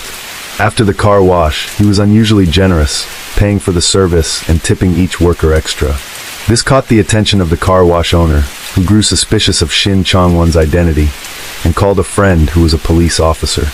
Upon receiving the tip, the officer saw this as an opportunity to make a name for himself, and quickly headed to the area Shin Chong-won was known to frequent. Following leads, the police found a photo studio Shin Chong-won had visited a few days earlier and obtained a picture of him. From this, they confirmed that the man was indeed the fugitive Shin Chong-won. The police then began investigating Shin Chong-won and his girlfriend's residence, a second-floor apartment in a complex. During their first visit, the apartment was dark and appeared empty. At that moment, Shin Chong-won was out committing a theft in the middle of the night. Despite the late hour, the police waited in the dimly lit hallway. Suddenly, footsteps echoed from the staircase, growing closer. The police quickly identified the approaching man as Shin Chong-won and fired a gas gun at him. Caught off guard, he was struck in the head and right eye. The weapon was designed to render a person unconscious, but Shin Chong-won's survival instinct was fierce. Summoning all his strength, he overcame the effects and escaped, disappearing into the vast darkness. From that encounter, a scar remained on his right eye. Following this incident, the police turned their attention to Jimin, but she claimed innocence, insisting she knew nothing of Shin Chong-won's true identity. With no evidence against her, the police could do nothing. Afterward, Shin Chong-won and Jimin risked maintaining secret contact. He decided to leave the city and asked Jimin if she would join him in his nomadic life. This time, Jimin's attitude shifted abruptly. She declared that she wasn't a criminal and shouldn't have to endure such hardship. In the end, despite their lingering feelings, they had no choice but to part ways. Later, Shin Chong-won called Jimin, asking her to pack up his belongings. In the days following their breakup, he had already found a new girlfriend, a 21-year-old younger than Jimin, and moved in with her. At this point, Jimin was still reeling from the heartbreak. She couldn't believe Shin Chong-won had moved on so quickly, as if he had a backup plan all along. The more she thought about it, the angrier she became, though she suppressed her rage and agreed to his request. They arranged to meet at a parking lot in Cheonan. That evening, Jimin arrived early and waited. Soon after, Shin Chong-won appeared, slowly approaching her car. But an unexpected scene unfolded. From the back door of Jimin's car, 2 police officers suddenly emerged, attempting to arrest him. Startled and panicked, Shin Chong-won realized Jimin had betrayed him. Once again, he faced the police. But he was adept at escaping, and not easily caught. After a fierce confrontation, one officer drew his gun to apprehend him, but the bullet jammed, giving Shin Chong-won an opening. He shoved the officers aside, jumped into the driver's seat of Jimin's car, and drove off. Once more, Shin Chong-won slipped away right under the police's noses. In the car Shin Chong-won left behind, police discovered a large amount of cash, luxury watches, and jewelry from his thefts, items stolen from wealthy neighborhoods. They also found a wig, several stolen citizen ID cards, fake license plates, and a diary. The diary chronicled Shin Chong-won's activities after his escape, including multiple minor run-ins with police during his flight, such as driving a car with illegally tinted windows, or smoking in a no-smoking area. Each time he calmly presented an ID, but the police never thoroughly checked if the photo matched him. The diary also revealed that he had once hidden in a sewer system to evade the police. Following this lead, authorities conducted a massive sweep of the sewer systems in Gangnam and Mount Daemo, but to no avail. The reward for Shin Chong-won's capture kept rising, from 5 million won to 10 million won, and eventually to 50 million won, the highest bounty ever offered by South Korean police for a fugitive. A massive force was deployed to apprehend him, even involving the military in the manhunt. During this time, Shin Chong-won committed numerous additional thefts, each time evading capture. This left the police humiliated and reprimanded for their ineffective efforts. Shin Chong-won, a lone fugitive, was single-handedly outsmarting the authorities. Despite their extensive resources, the police couldn't catch him. A police officer who once encountered Shin Chong-won noted his exceptional physical fitness and agility, capable of navigating obstacles with ease during escapes. His skills rivaled those of professionally trained officers, and with each encounter, his experience grew. Additionally, Shin Chong-won had a strong mental resilience, remaining calm under pressure. He could survive in harsh conditions for extended periods, sleeping under bridges, eating rats, yet still managed to elude capture. Not only that, Shin Chong-won was also a charmer. During his time on the run, he formed relationships with numerous women, most of whom were employees at restaurants or cafes, coming from ordinary family backgrounds. Many of them knew Shin Chong-won's true identity as a wanted criminal, but chose not to report him to the police. Some even willingly helped him evade capture. The reason? Shin Chong-won treated them exceptionally well. He was generous, often buying them gifts and taking care of their needs with great attentiveness. Beyond his romantic partners, others whom Shin Chong-won had helped also secretly aided his escape. While on the run, Shin Chong-won committed over 100 thefts, amassing a fortune close to 10 billion won, equivalent to over $7.2 million at current exchange rates. His victims were predominantly wealthy families. After stealing this money, he spent it lavishly to satisfy his material desires and to compensate for the deprivations of his childhood. However, in a surprising twist, Shin Chong-won did something that gradually shifted the perception of some media outlets and the public. He donated a portion of his stolen money to nursing homes, orphanages, churches, and other organizations to support those in need. Despite the risk of capture, he visited these places, spending time playing with children at orphanages. Only in those moments could Shin Chong-won relax, feeling free from the label of a criminal. According to media reports, Shin Chong-won's fame grew with each passing day. His reputation seemed to transform from that of an escaped convict to a chivalrous hero helping the poor. Many people began to support him, with some young individuals idolizing him as a heroic figure, more than just a common thief, a man of honor and justice. One interviewee even shared that their mother admired Shin Chong-won and hoped he would never be caught by the police. Some dubbed this phenomenon the Shin Chong-won syndrome. In South Korea, the relentless spread of this phenomenon turned the police into the losing side in the court of public opinion. This fueled their frustration and embarrassment, intensifying their determination to apprehend Shin Chong-won. In one instance, a police officer, eager to make a quick arrest, resorted to illegally using violence against one of Shin Chong-won's lovers. When the incident came to light, the officer was sacked. Later, a civilian reported spotting Shin Chong-won, prompting a police investigation. It turned out the individual wasn't him at all. Nevertheless, the civilian insisted they deserved the reward, leading to a lawsuit. Ultimately, the civilian won the case and received 50 million won, approximately $36,232 at current rates. Throughout the investigation, numerous controversies arose.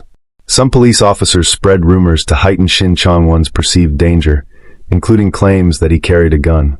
This instilled fear in many rank-and-file officers, particularly those with limited firearms training, when confronting him. There were even rumors that some officers recognized Shin Chong-won, but were too afraid to arrest him.